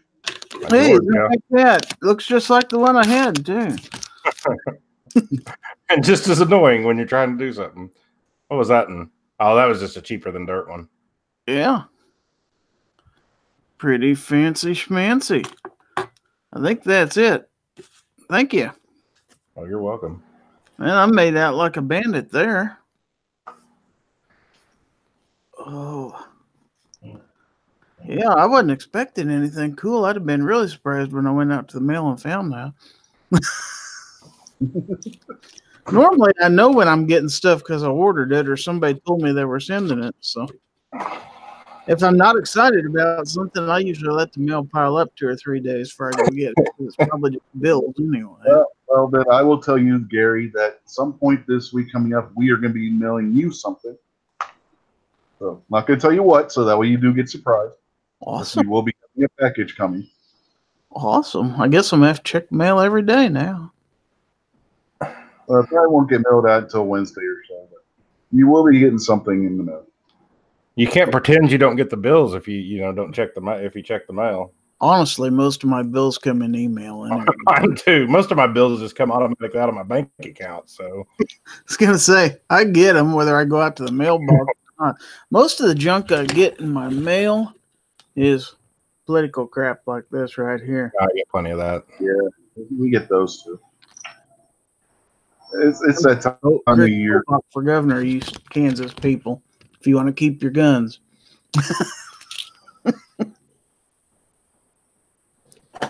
That political advertisement was brought to you by me and the Kansas Republican Party. And George. George agrees, although he's not of voting age, unfortunately. But Well, in cat years. Since when has that mattered? You could just get him registered. The Democrats will let him vote. They don't care. no, I get a ton of political stuff this time of year. I'm surprised they haven't asked to put a sign in my yard. But I've never been asked to put a sign in my yard. I ain't figured out why yet. well, you live out in the middle of nowhere. Nobody drives by your house. True. That would do it. Usually, whoever's running the county commissioner coming always visits us just because, they always want our vote because none of them take care of our road. So they say, oh, we're going to take care of your road. And then when you vote for them, they don't do anything. Well, here in Kansas, we have a fairly hotly contested governor race. Last I heard, it was pretty much neck and neck. And, I mean, the Republicans have had the state now for several years, so I hate to think we'd lose it. When you lose stuff like that, bad things can happen. And we've got it pretty good here. I've heard you all talk about laws in your states and stuff like that. And, well, we've got it pretty good, but it hasn't always been that way, folks. Kansas just came by that stuff 3 years ago. It can come and it can go away. Yeah. Were you in here when we were talking about what's going on in Ghost State of Arkansas? Yeah, I was listening to that. The only comment I have on that is, it's just a shame that you have to go through all that just to get your rights away. I know, at least here in Kansas, all they did to allow constitutional carry is rather than pass laws, it actually just wiped existing laws off the books. So they just basically went through the laws and lined out portions where it said this is available to people who possess a valid license, and they just basically X'd all that out so it's available to all people. Wish they'd done that here. To where state and county governments couldn't pass laws to make it more strict, which is really nice. So you can drive across the whole state and not have to worry about, you can't do that in Wichita or you can't do that in Kansas City. So yeah, we got that here. Yeah, they used, when they did constitutional carry, they also passed along with it where cities and counties and whatnot can't limit gun rights. All gun laws have to be in line with state law and constitution. And still, we have several people every year who take the concealed carry license class, even though it's not required, because it's beneficial. Yeah, with here, you if you have your CCW, you don't have to do the background check. You just fill out your 4473, show your ID, your license, and at the door you go. Yep, same here. Plus, if you're going to go to the state, it's nice to have that permit. Yeah, you got the reciprocity. Even if Oklahoma had passed its constitutional carry, which it passed the Senate and the House, just the governor was stupid to veto renewing mine just for reciprocity. Yep. Right. And I travel enough into Oklahoma and Arkansas that I need to have that. I just wish ours was good, and I talked to Phil about it. It's because ours doesn't update, but like every 30 days or something. To 473. You're roboting a little there, snob bone. Crap. By the way, Gary, you don't need to have the reciprocity for Oklahoma. What's that? Yeah. With Oklahoma, you don't need to have the reciprocity. Oklahoma allows people from constitutional carry states to carry without a permit, just not their own people. Yeah, and I think that's a fairly recent thing, isn't it? Like in the last couple of years. Yeah, it's totally retarded. Since the governor of poor Stop State trust people from other states more than she trusts her own people. I was gonna say I got more rights in Oklahoma than Snob does. Yeah, Truth. yeah. We both would. We both live in constitutional carry states. See, So in Maryland, I live in Kansas. That's they you get a handgun qualification license like what I've talked about before, which is really when you tear it all down, it's just an application permit. It's an So application to the permit. It's a licensing. You're allowed to apply for a license. yeah. So I've got the problem is you have to take all of your your range time, your class time, you have to get your fingerprints, you have to pay for all this kind of stuff, and then submit your application, and then you could get denied. So you're $200 in or whatever it costs to get in, and you still get denied. Where they could just, and same thing with your carry permit. And a lot of the people who teach the carry classes around here aren't exactly the most forthright about it. Uh, you go through all your carry permit classes and carry permit range time and still get denied a carry permit. But you've got to pay for all that. And that's what deters a lot of people from doing that kind of stuff is because, especially with the carry permit, because they're so stringent here, why should I pay for all this class and do all this stuff for you to tell me no anyway? Why don't you just tell me yes or no now, and then I'll go pay for all those classes? I don't understand how that's constitutional in the least. Well, and the same thing when I got my handgun qualification, it's called an HQO, handgun qualification license. All that does is allow me to apply to buy a gun, a pistol. So when I go to a gun store, go on the internet or whatever, and say, "Hey, I want that revolver right there. I want that, 9mm right there." I have to fill out a form on the internet and submit that to the gun store, which would then submit that to the state government and I would assume the federal government as well. And then they have to approve the sale, which takes 8 days in Maryland.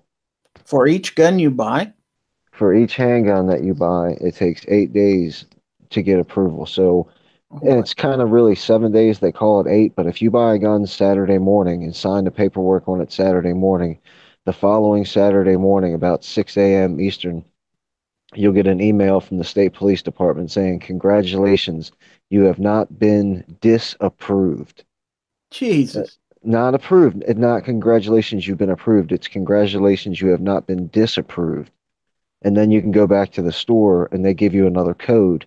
You give that code to the person at the gun store, and then you can walk out with a chamber lock or some type of bore lock. And 8 days later, then the other catch is you can only buy one pistol every 30 days. If you decide to buy two pistols at one time, you have to wait 60 days before you can buy another one. Unless, of course, you apply for what's called collector status, which then allows you to buy another pistol every 8 days. Yeah, and I live on the everything you're saying is true.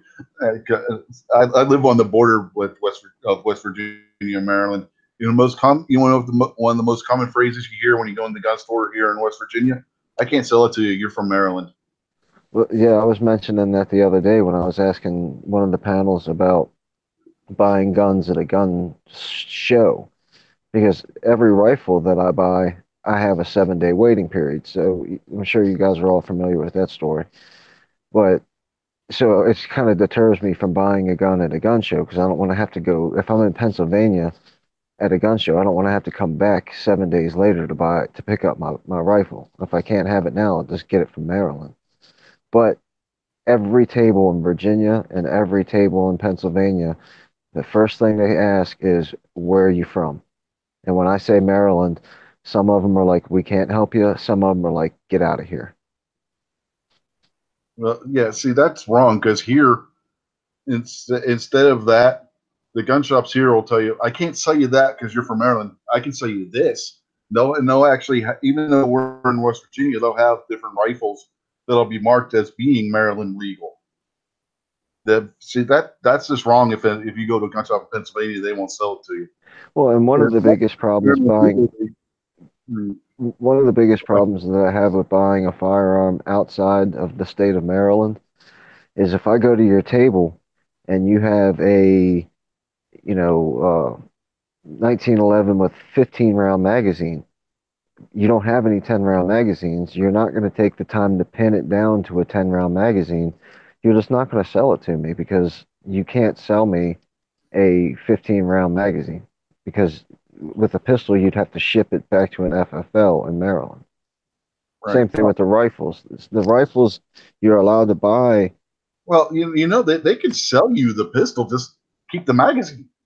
Well, but if I'm at a gun show and I'm trying to get rid of my stock, what do I want extra magazines for? Now, Well, if it comes down to like a Sunday and I'm packing up and I want to get rid of my stuff, yeah. And I've also seen where they'll send it to where somebody bought something and they shipped it to Maryland, and then the FFL had pinned it for them. If the FFL wants to do that, plus they're going to charge you for it. And a lot of the FFLs I talked to said, "Don't bother. We don't want to do that." Yeah. You're in the Baltimore area, right? Just west of Baltimore, yeah. Yeah, that might be why. You get over here in Western Maryland, things are a little freer, I guess. So maybe that might have something to do with it too. Who knows? Yeah, the further west you go, the less ridiculous it is. Yeah. Hey, Rich, I'm going to go ahead and jump out here for a little bit. Thanks for having me, buddy. Appreciate you. Yeah, no problem, Ghost. Anytime. I'll see y'all later. All right. Have a nice day, Ghost.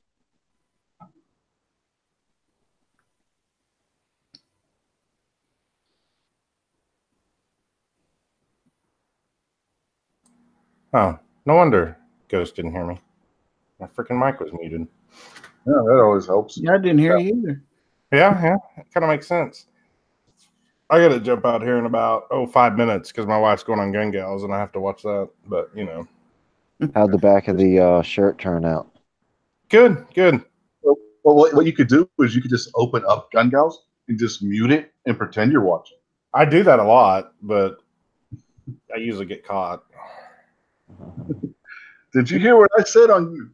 Yeah, honey, I heard you. Yeah. What did I Just say? open up the chat and type LOL every once in a while. That's all.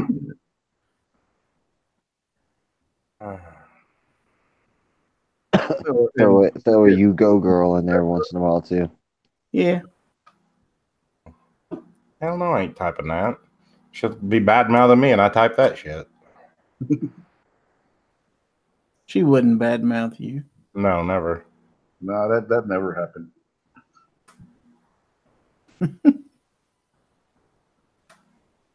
My wife finished vacuuming and the cat's still hiding. I know where my cat is. He's right on top of me. All spread out, laying out, and asleep. The little gray idiot is hiding underneath the table. This guy hasn't seen me for a couple nights because I've been at my daughter's, so I think he missed me a little bit. You heard I had a little bit of emergency dentistry I had to do yesterday, right? Yeah, I saw that on Instagram. Yeah, that's great fun. And I got to go back this coming Friday and finish it. Are you still going to try to come to Tulsa at least for a day? Yeah, I'm going to try to. It's just I really wasn't expecting to, for this $500 or $600 to go buy the. Yeah, well, I understand that totally. But what do? When tooth goes bad and it's about to kill you, you got to get it taken care of. Yeah, that's what we were talking about last night. You do what you got to do when that happens. Well, I didn't want to. My daughter made me. Yeah. Yeah, my wife got dropped $500 on a new wedding ring for her last night. So, yeah. Luckily, my daughter thinks I'm independently wealthy, so it's dropping the market.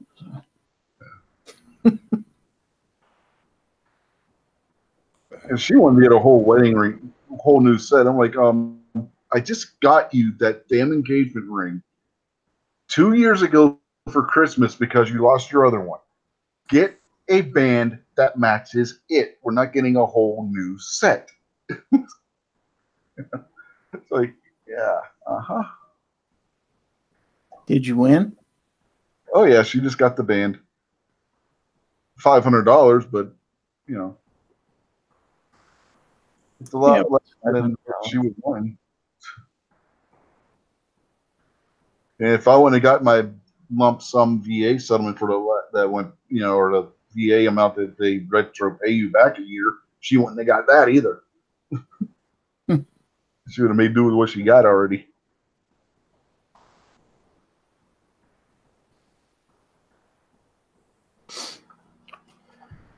Oh crap! And keep in mind that's after I had just gotten her a $700 Galaxy S9 too. But that's going to be a monthly payment thing. So.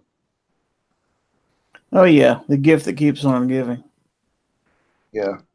But the S9 is nice though.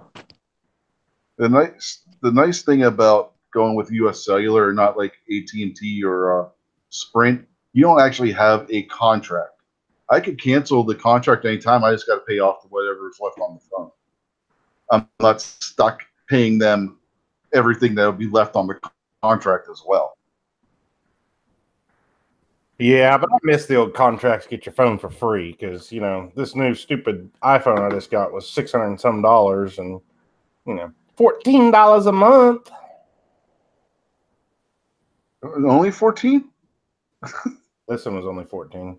I wanted the 10 and it was 33. I'm like, I'm a tightwad. I ain't buying that.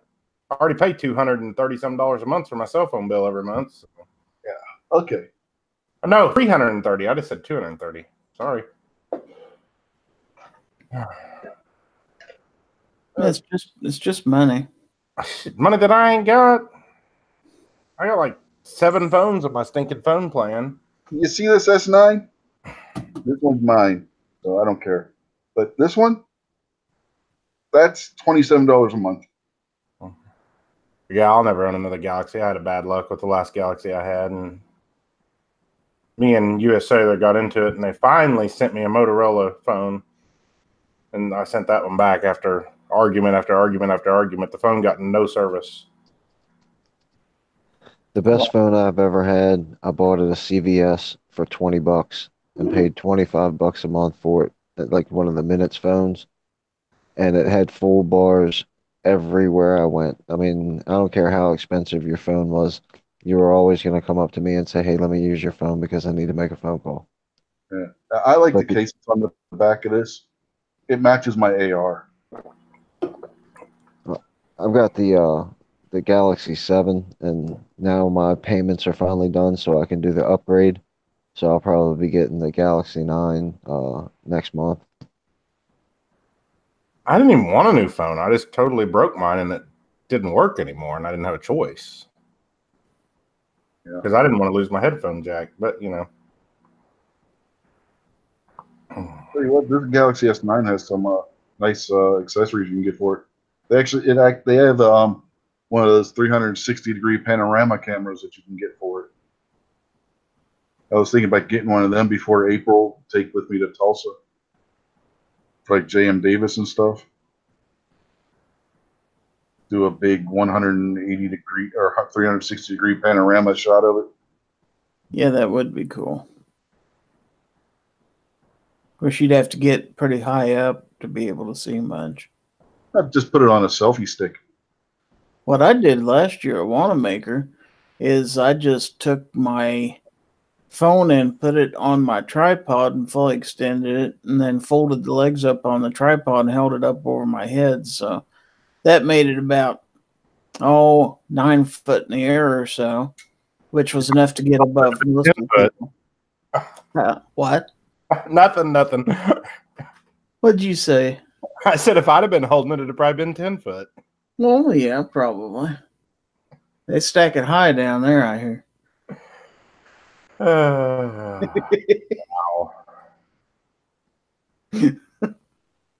Uh-huh. Oh. I also went and bought a bunch of Transformers. as in the toys. That's what I was going to ask you. I got the reissue Devastator, the reissue Starscream, and the reissue Hot Rod. In fact, I got 2 of the Starscreams. That's the only one that I would buy out of those. Like the Starscream would be the only one that I'd be interested in. Devastator is sitting over beside the TV, can fully put together. That's I'm the not one big- where it was a bunch of different robots became this one super robot, right? Right, that was the construction vehicles, Yeah, yeah. the Constructicons. That was a How project. How does the Starscream compare to the original? Like, is it the exact same toy or what? Yeah, they use the exact same molds. What they're doing is they're releasing them as they find the old molds for them. I guess they have them stored in a warehouse or something. And the first molds they found were the ones for the Constructicons, Starscream, and Hot Rod. And with the Starscream mold, they could also make Thundercracker. He was the same exact thing, just a different color. Right, yeah. Hey, I'm gonna jump out and go watch my wife. So, thanks for the link. Sorry, I'm an hour late, but We'll catch up with you later. later. See you, Snob. Y'all later. You know what's happened tonight? My entire plan for the show has gone out the window. I was thinking about that a little earlier, but I decided not to mention it. You know, part 2 of the ballad bracket, because that everybody seemed to have fun with that one. I even threw a little cookie in there for Scotsman, and he didn't show up.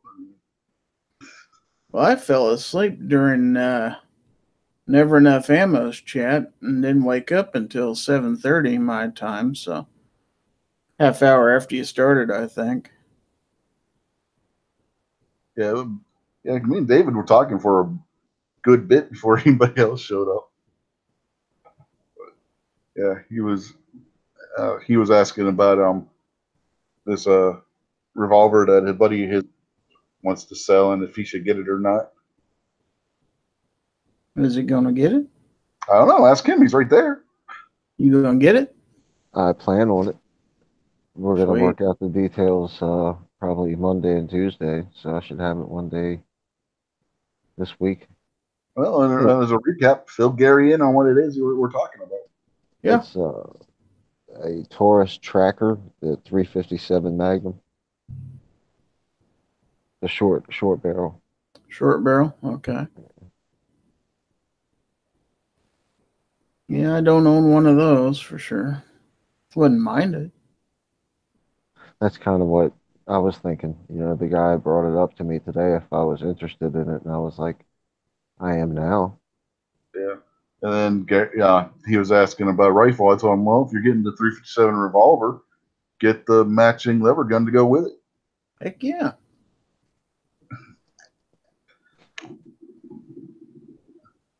And tell Gary where you went and didn't buy anything and the prices they were selling for. Are you talking to me? Yeah, you. What I don't remember. The estate sale? Oh yeah. They were. I went to this estate auction, like where I guess people die or whatever, but this auction house gets lots of stuff. Not like a lot of stuff, but lots as in groups of stuff. And they auctioned it off, and there was a whole bunch of rifles there today. And the most expensive one was sold from between $100 and $150, and all the rest of them sold for $50, $75, $65, something like that. And I just didn't know enough about them to buy any of them. There was a couple lever actions, a couple 30-30s, a couple 22 bolt actions, stuff like that. One side-by-side shotgun, and then there was like 2 other rifles, which I don't remember what they are now. Well, no, I'm not an expert on guns and stuff like that, but I'm expert enough to know they're probably worth more than $50 or $60. That's what I told him. When I get those prices, I would have been buying every damn one of them. Because each one of those got to be worth at least a couple hundred. Yeah. I kind of froze up. In bad condition, and you got to get them repaired. By the time you get them repaired and everything, you're still going to probably make a profit if you were to sell them. You know? Side by side, if it's any good at all, will bring you good money. Yeah. Yeah, I don't remember. I was I was having a conversation with my dad, and we were standing, 15, 20 feet away from where the guy was holding the stuff up and, calling out the auction stuff. So I really wasn't paying 100% attention. And that was my fault. I'm definitely kicking myself right now for not buying at least one of them. I waste more than $20 on donuts in a week, so Yeah, live and learn. Next time you'll know better. yeah. Go to one of those estate sales. Pay attention. That's where you'll get that's where you'll find really good deals. Historically, you get somewhere like an estate sale where people don't actually know what it is they're selling, and you'll get some really good deals. Yeah. Well, Snowy wants to know what the best 45 under $500 would be to pick up. Anybody got an opinion on that? Best 45 for under 500. Well, you got the Shield 45. Are we talking 1911 or just 45 caliber? He said 45 period so far. So. You could probably get the Shield 45. They're not bad. 3.3-inch barrel. Hold 6 and 7. There's going to be several options under 5, I think. Yeah, I don't remember what the Rock Island ones go for now, but they're not too bad. I don't know if we got one for under 500, not in the 1911. I don't know if their base model's under 500 or not. It used to be. Don't know if Rock Island should be. They still make the Ruger American? I think you could get that still.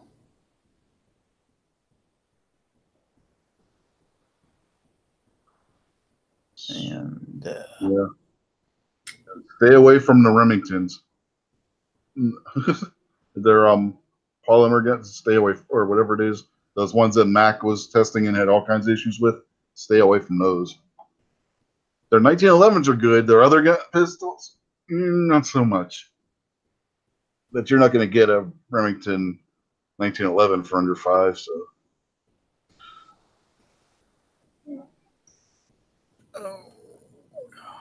maybe you might be able to find one of the Springfield XDs for under 5 if it's used.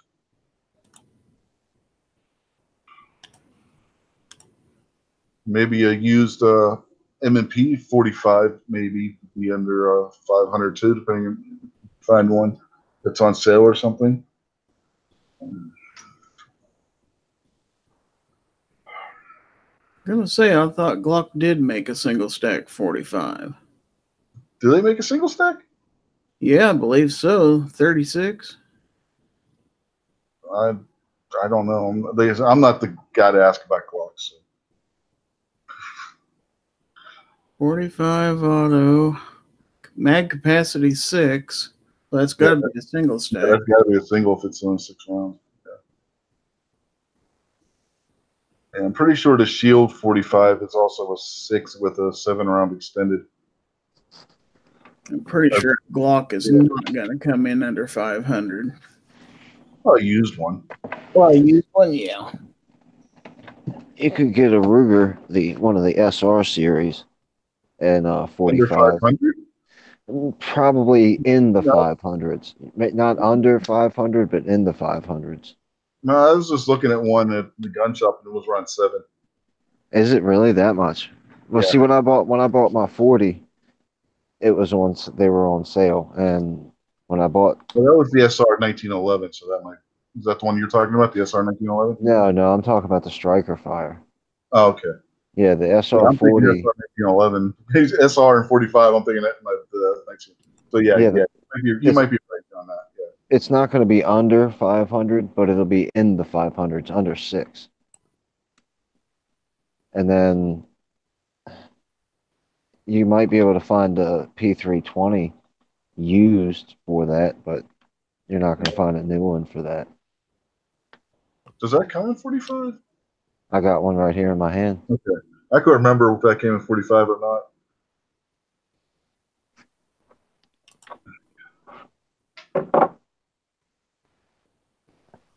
Let's see. He's asking if Ruger makes a security series of 45. I don't know. There's the 45 P320, Okay. but I don't think I think the security. Let's see. There's a car CT 45. Yeah, you got the Taurus The Guitar Man. Remington RP 45. The Ruger SR 45. And like Guitar Man Pete said, you got the Taurus PT 1911. That's not a bad 1911. Yeah, but those normally don't retail under $5. Well, you can get a used one for that. Yes, you can. I've seen used ones for that. That's under $5. Yeah, the Ruger American EAA Witness. Yeah, those EA Witness they're not a bad CZ copy. They're so. There's the Springfield. Yeah, I already said that. You get to use Springfield XD. You might even be able to find a new one if you get not the base XD. But the Shield, yeah, all the Shields run under 500, I believe. Yeah, they're all under 5. The 9, the 40, the 45, and the Easy 380, they're all under 500. Okay, I stand corrected. I'm on Academy's website right now, and the Taurus 1911 is coming in at $499.99. Uh-oh. New? That's new? New. Wow.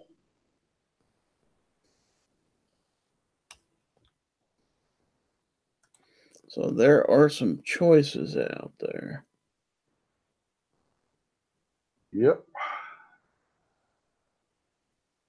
The Llama. Yeah, the Llama, they can be hit or miss, but generally they're not bad. My son has one. He has the Llama. He has what is it? I'm trying to remember which model it is. The Mini Max, I think it is, in 40 Smith and Wesson. That's a decent little 1911. Looks like all three of the Tauruses, also the Commander and the Officer, are all coming in at $499.99. Does High Point make a 45? Oh yeah. Yeah, High Point makes a 45. You could probably get 2 or 3 of those. Yeah, you can get 3 of those. They know what he could do. He could get the pistol and the carbine. There you go. We had the High Point 40 at the range today. Yeah, how much is the carbine? Let's see. I'd have to go back a page. I had it on here. The last carbine 45 I saw was 300. So for the 45, let's see. Yeah, 319, and then you could pick up the pistol for 169. Yeah, you can get them both under 500. Yeah, match set. Yeah. Even get them in camo. Yeah, I have one of the 9mm carbines, but I wouldn't mind a 45 either. I really like the 10mm.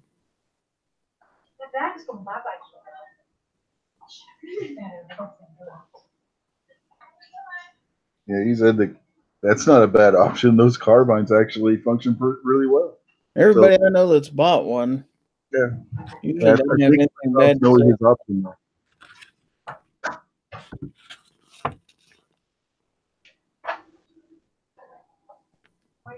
I like shooting the High Point 40. My friend bought one. I think he paid like $260 or something like that for it, something in that area. And with just the regular stock sights, it's right on the money. We've put a scope on it and couldn't hit any. We couldn't find the rounds anywhere on any of the targets. And then today he put one of those little red dot tiny scope type thingies on top, and we couldn't find it anywhere. But it was still a blast to shoot, though. Yeah, the High Point might be the second best 40 Smith and Wesson to shoot because of the damn thing weighs so goddamn much. His has got a couple spots where it's cracking, like some of the plastic's cracking. So it's it is what it is, but it's still really fun. And if you think about it, the size of the thing, It's not bad for home defense either, because you can move around your house. It's not a very big rifle. The first 45 I ever bought to shoot was a high point. And I was worried about the recoil, but with the weight of that high point pistol, you don't feel any recoil. My friends has got one of those like spring butt stocks on the end. And it's weird because when you pull the trigger, you don't feel it, but you hear the spring click from the recoil, and it's kind of comical. Yeah. High points may not be the prettiest thing in the world, but The first video I watched when he bought it was on YouTube. The guy started off and he was like driving a stake into the ground to hang his target from, and he was using the rifle as his hammer to drive the stake into the ground. And then he just lit the center of the target up. It was pretty funny.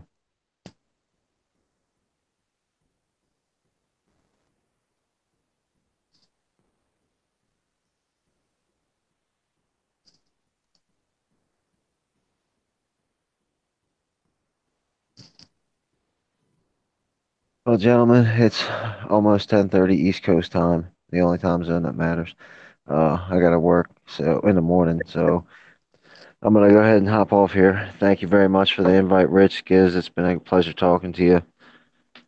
you bet. Enjoyed it. I'll see you guys around. Thanks for having me, man. See ya. David. Catch you later, Bye. man. Bye.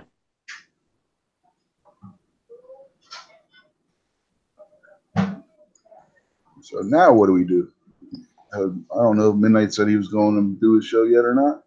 Yeah, I haven't gotten any notifications on it so far. Yeah, he said he was out there earlier. I don't see him out there now. He was saying he might not be able to do the show tonight because the little guy being sick.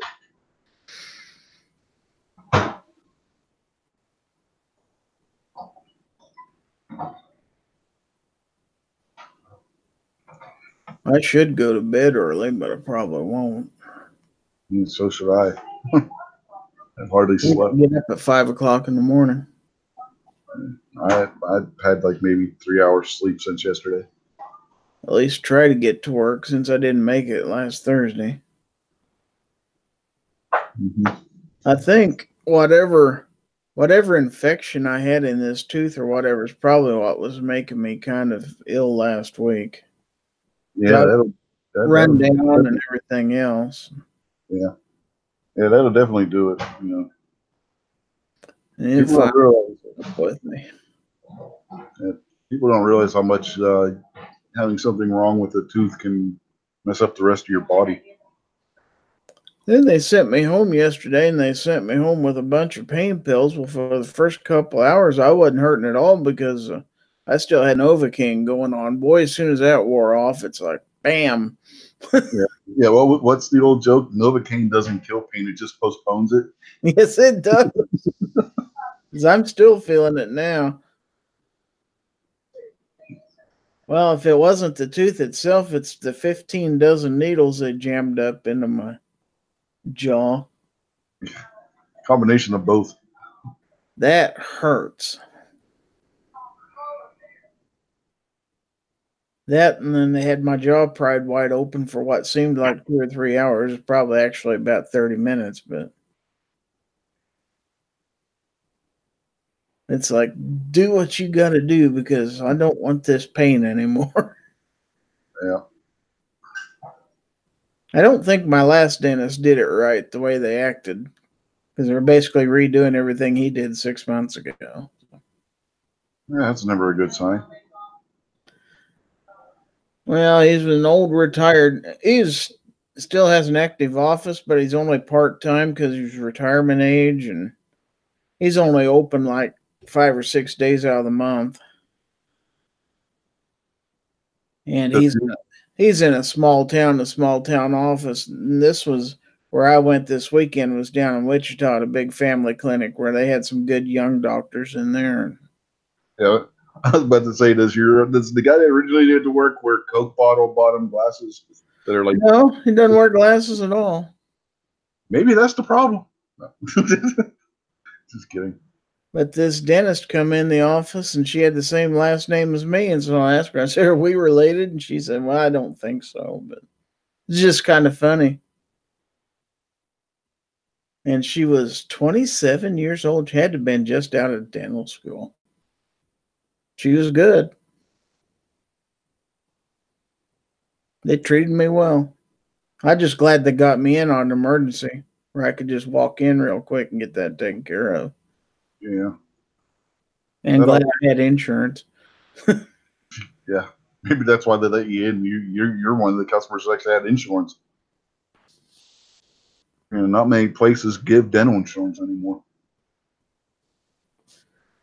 Snowy wants to know if my long lost daughter. No, don't think so. She was from Oklahoma. I never lived in Oklahoma, so. But you've been to Oklahoma. I've been to Oklahoma. Mm-hmm. You don't necessarily have to live there. I never stayed overnight in the state of Oklahoma until I went to Wanamaker this last spring. Let's put it that way. It don't take all night, Gary. Every time I drove through Oklahoma, I had a car with kids with me. How about that? Or a wife. Either way, none of that stuff happening. So, how are we supposed to know what went on in those rest stop bathrooms? God. Wow. Well, I wondered because I do have a cousin that lives down in Oklahoma. I thought maybe it was one of his relation or something, but no, just a coincidence. But I thought it was, I mean, my last name isn't that uncommon, but it's not something you hear every day. So Snowy out there says it would be 2 minutes max for him. it's not like my daughter, whose married name is Smith. It's like, well, about every other person you run into has that same last name. So. Hey, there was a captain of the Enterprise with your last name. Yeah, there was. I don't know how that's germane to the conversation, but yeah. Yeah, I'm enough of a Trekkie to remember that. Yeah, it was only one time. He lasted all of one film, but yeah, Yeah, it happened. It did.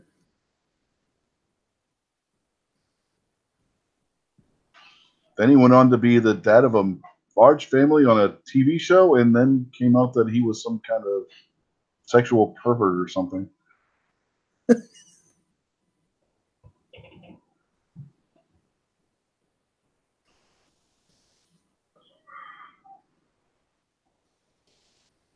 Yeah. Oh. That killed the conversation. Well, you can't say too much after sexual pervert. Yeah, this is true. Now we're talking about marriage and divorce out in the chat, I see. Yeah. Yes. The Snowy being lasting maybe 2 minutes is why his marriage is going to cost him so much. His words, not mine. Yeah, I didn't go there.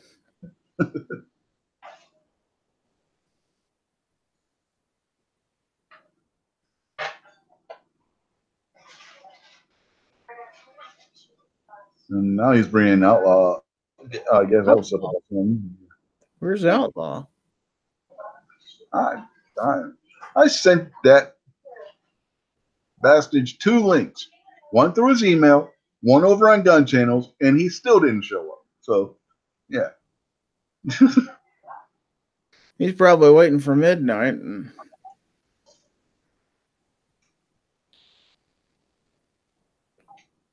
I don't know. You don't see Outlaw too much except on late on Sunday night he shows up for midnights most of the time, and then Monday he does a show. Usually. Well, with his new schedule, he might not be able to. Yeah, he can't do it all the time.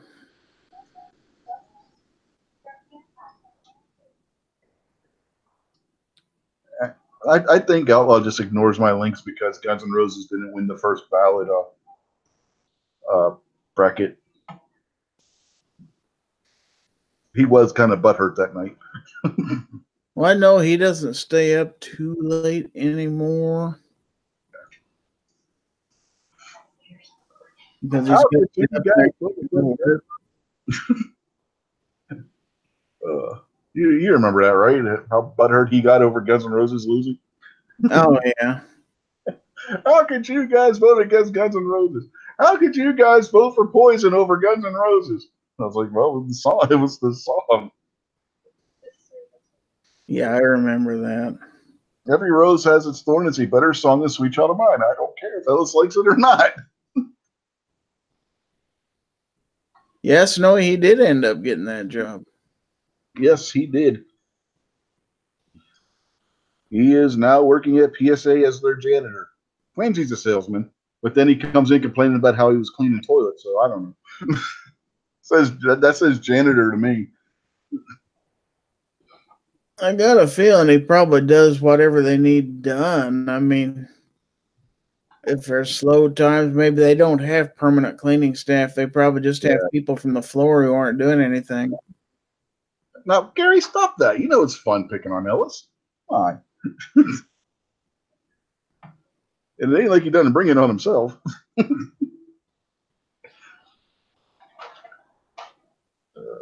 Ellis has a way of jump on here too. Nice Strike can't. He can't. Nice Strike can't. I already heard back from him. His grandmother may have been taking a turn for the worse. He is at the nursing home with his family. Oh, okay. Well, I hope she's okay. I don't wish that on anybody. Yeah. When I sent the links out, he emailed me back right away, letting me know that he wasn't going to be able to and why. So, I mean, I just went through that stuff with my mother, and when they get to a certain age, man, things can go south fast.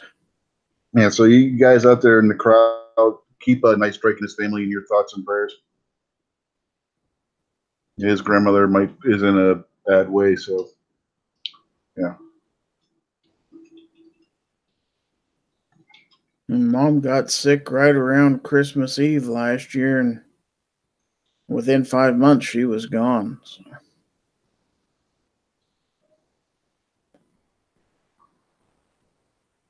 Of course, when they make it to 95, I mean, I say that, but if I was 95, I'd still want to live to see 96, I suppose. So, yeah. You're never glad anybody's gone or anything like that, but no. When you see them suffer, sometimes you kind of relieve they don't have to suffer anymore, though. Yeah, that's what I was gonna say. Sometimes you're I don't want to say glad, but you know that they're not. But you're because they're not suffering anymore. But I don't know how else to phrase it. You know what I mean? There's no good way to phrase it. Yeah. I've been there. If you make it to 30, you'll be happy. Oh, you'll make it to 30. 30's easy. I thought I was old as hills when I hit 30 years old. Shoot. 30's easy, man. Hitting the 30's easy. Then you hit 40 and get past that wall. Then you hit 50. No, I ain't hit that one yet. You haven't hit it? Oh, it's fine. I haven't hit 40. I've hit 40. I haven't hit 50 yet. Oh, you'll love 50. I'm knocking on 60's door, man. And Yeah. I went into a convenience store to buy Copenhagen today and got carded. That had to feel good. Well, the guy looked at me and she said, "Can I see some ID, please?" And I kind of looked at her and she said, "Well, we're carding everybody now." And I'm like, "Really?" My hairline's halfway back to the back of my head and I've got a gray beard. That's Halloween costume. Yeah. The lines on my eyes are drawn on. Yeah. It's just makeup. And she made me take it out because just showing it to her wasn't enough. Actually, I'd get it out and hand it to her. Yeah, It's a fake ID that shows I'm 58 because people do that all the time. Gary, what she was really trying to do is just get your address. Yeah. You got to stalk her. I'll know if somebody comes driving by here later. You're gonna open a package tomorrow and it'll be a dead rabbit. Yeah. And a big cassette tape on the dash of my car. Yeah. Play me. And I'll be like, I don't even have a cassette player. Do they still make these things? No. Better hand me a CD because I don't have a cassette player anywhere around here. And the only CD player I have anymore is out in my car.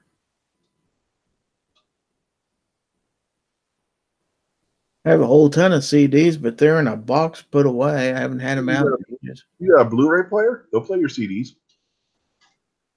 I do. It's not hooked up, but I do own one. Yeah, it'll play CDs. It'll play CDs, DVDs. I couldn't tell you the last time I rented a movie because anymore you just rent them, on the streaming player. Watch them that way. Yeah, you just Netflix, Hulu, something. Yeah. My daughter still goes by Redbox and gets movies. Like, man, that's old school. Just go online and rent them. No, I just bought my wife off. They had at Walmart last night. They had 2-pack of the Super Troopers movies and then the 5-pack of the Jurassic Park movies. So I got that for her because she likes all those. And then I was one of those people who were into owning copies of movies. I don't have any movies that I like that much that I really want to watch half a dozen times a year. Yeah. Well, the thing with buying the movies still is the fact that you get the special features that you don't get when you watch it on Netflix or Hulu or something like that. So. Oh, I suppose that's true.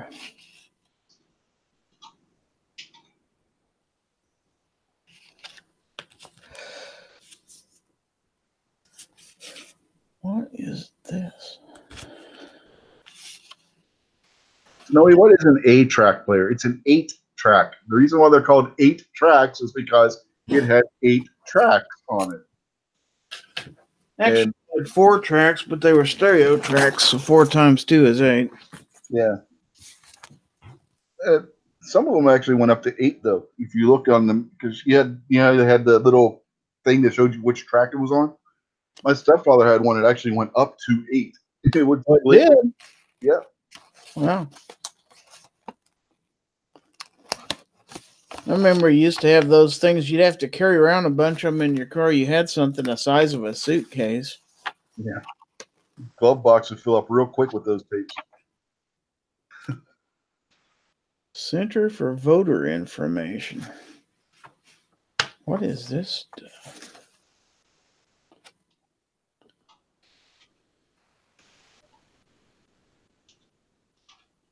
Oh. Never heard of the Center for Voter Information.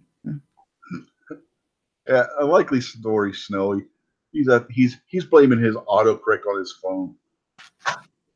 Probably an Android.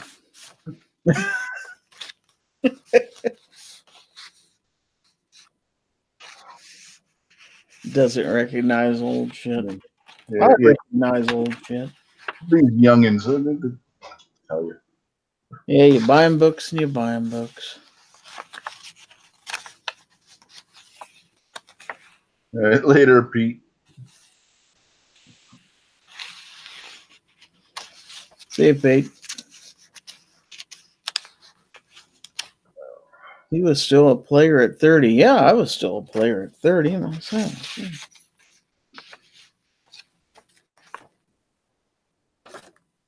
I pretty much gave that stuff up at 50. By then, I was divorced and stayed divorced. He said he has Android because he doesn't want Apple to slow his shit down when they release a new phone. They still do that? I thought they got in trouble for that. They did.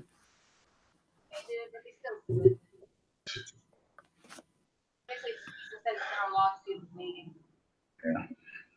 Yeah, my daughter says, yeah, they're still going in there. They're just waiting to get sued again. Wouldn't surprise me. I mean, let's be real. Everybody cheats. It's just the ones who get caught that you know about. Mm-hmm. Except me, I'm the only honest guy. Mm-hmm.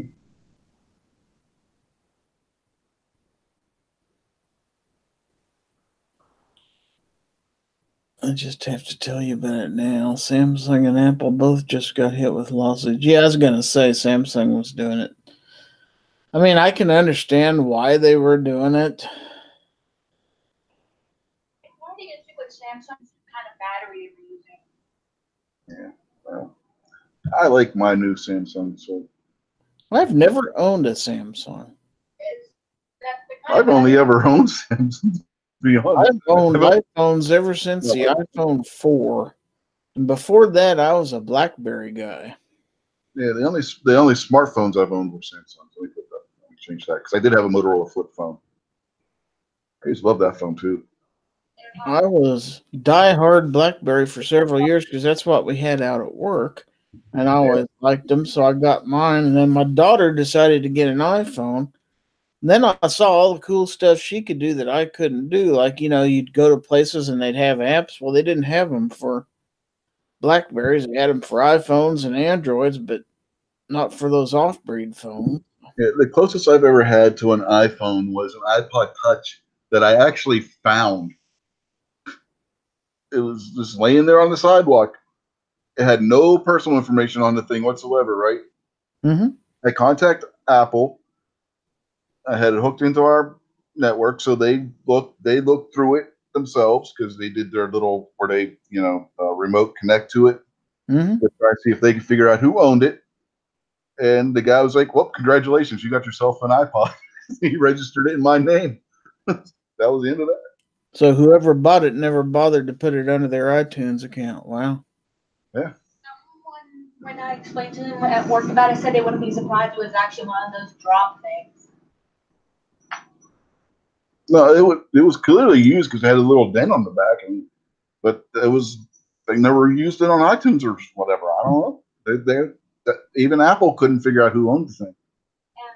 And I was trying to mention is that one of the issues with newer phones and whatnot, devices over the last couple of years is the type of battery they use. After like 2 or 3 years, begins to degrade and will slow down your phones too. Snowy says BlackBerry now uses the Android software. Yeah, they had trouble supporting their devices. Nobody was buying them. That's why. Yeah, the last time I bought a BlackBerry, they kind of looked at me funny when I come in the phone store because they had, one whole side of the store was like Apple. The other side was like Samsung, LG and all this stuff. And I said, I want a BlackBerry. And they kind of looked at me and they said, well, we've got some over here in a corner. I said, you sure we can't interest you in a nice Android or an iPhone? Yeah, they probably picked it up and the box was all covered in dust, right? I don't think there's too much of a demand for it. And then after a while, I didn't even want one anymore. Yeah. They used to be all the rage when they first came out with them. But well, I liked the keyboard. The keyboard on them was pretty easy because it actually had a physical keyboard. That's what attracted me to it. Yeah. I didn't think these touch keyboards would be that easy. And I still have trouble typing on them, but really they're not that bad. But for the longest time, it's like I'm never going to be able to type on one of those things, but you get used to it. Yeah, you remember when those things came out, if you wanted anything even approaching a smartphone, it was going to be either a BlackBerry or a Palm Pilot. Oh, I remember Palm Pilots. Yeah. There was no walking into a store like Walmart and picking up an iPhone.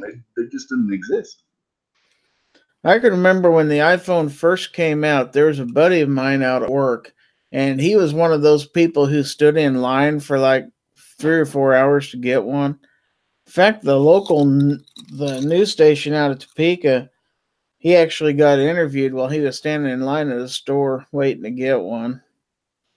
And I'm like, why would anybody stand in line to get a phone? I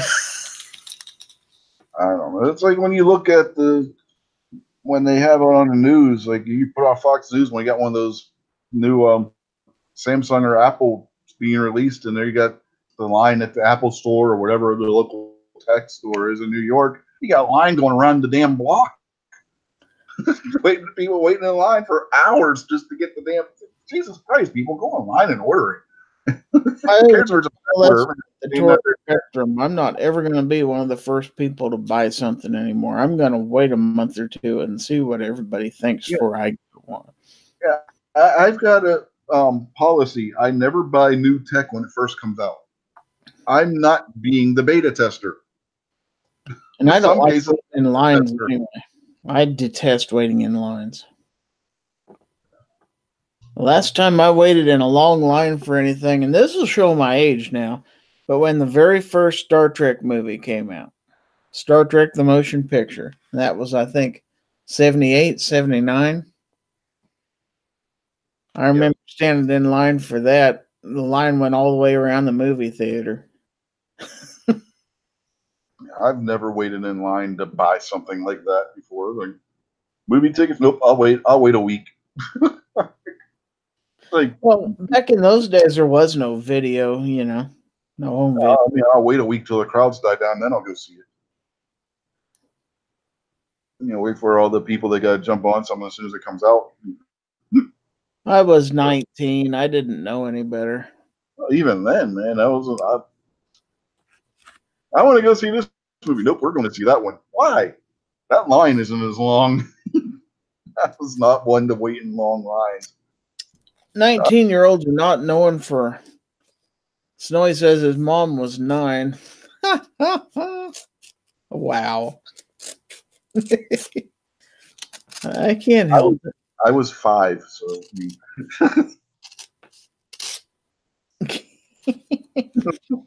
Yeah, whippersnappers. Neither one of my kids were even thought of by that point.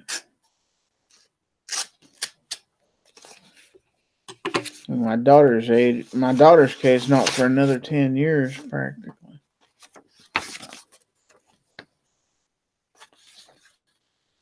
What is this? No, that ain't happening. So what else is going on? Who called me an old bastard? Snowy. I think he's talking to you. He couldn't be talking to me. He didn't specify. No, he didn't specify. Say, which old bastard? Who are you calling old? You're older than I am. It happens. Well, now here, if you want to be a rural mail carrier, starting pay is $17.78 an hour. I just got a card in my mail today. Uh-huh. Does AARP offer me car insurance? Oh, heck yes. AARP sends me stuff all the time. I was a member for a while. They're communists. Yeah, once I found out how anti-gun they were, I dropped them. What's that one that Chuck Woolery's always hawking? I think so. No, which one is it that he does? He does like the conservative alternative. I can't remember the name of the place. I can't remember. I don't watch TV anymore. Hardly ever. Well, he was talking about it on Hank's show when he was on there. I didn't see that one. You didn't see the Chuck Woolery episode? Maybe I need to go back and watch it. No, I missed that one.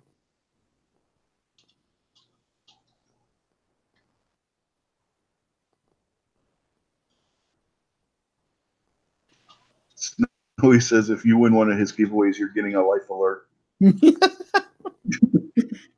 Help, I've fallen and I can't get up. They still do those commercials. I'm waiting for them and what is it, Bath Fitter or whatever, to do a joint commercial where if somebody falls getting out of one of those tubs with the door in it. Well, I just got an email from Midnight. He must be getting ready to start his show. All righty then. Well, folks, we are going to shut this down then. Midnight's apparently going live after all.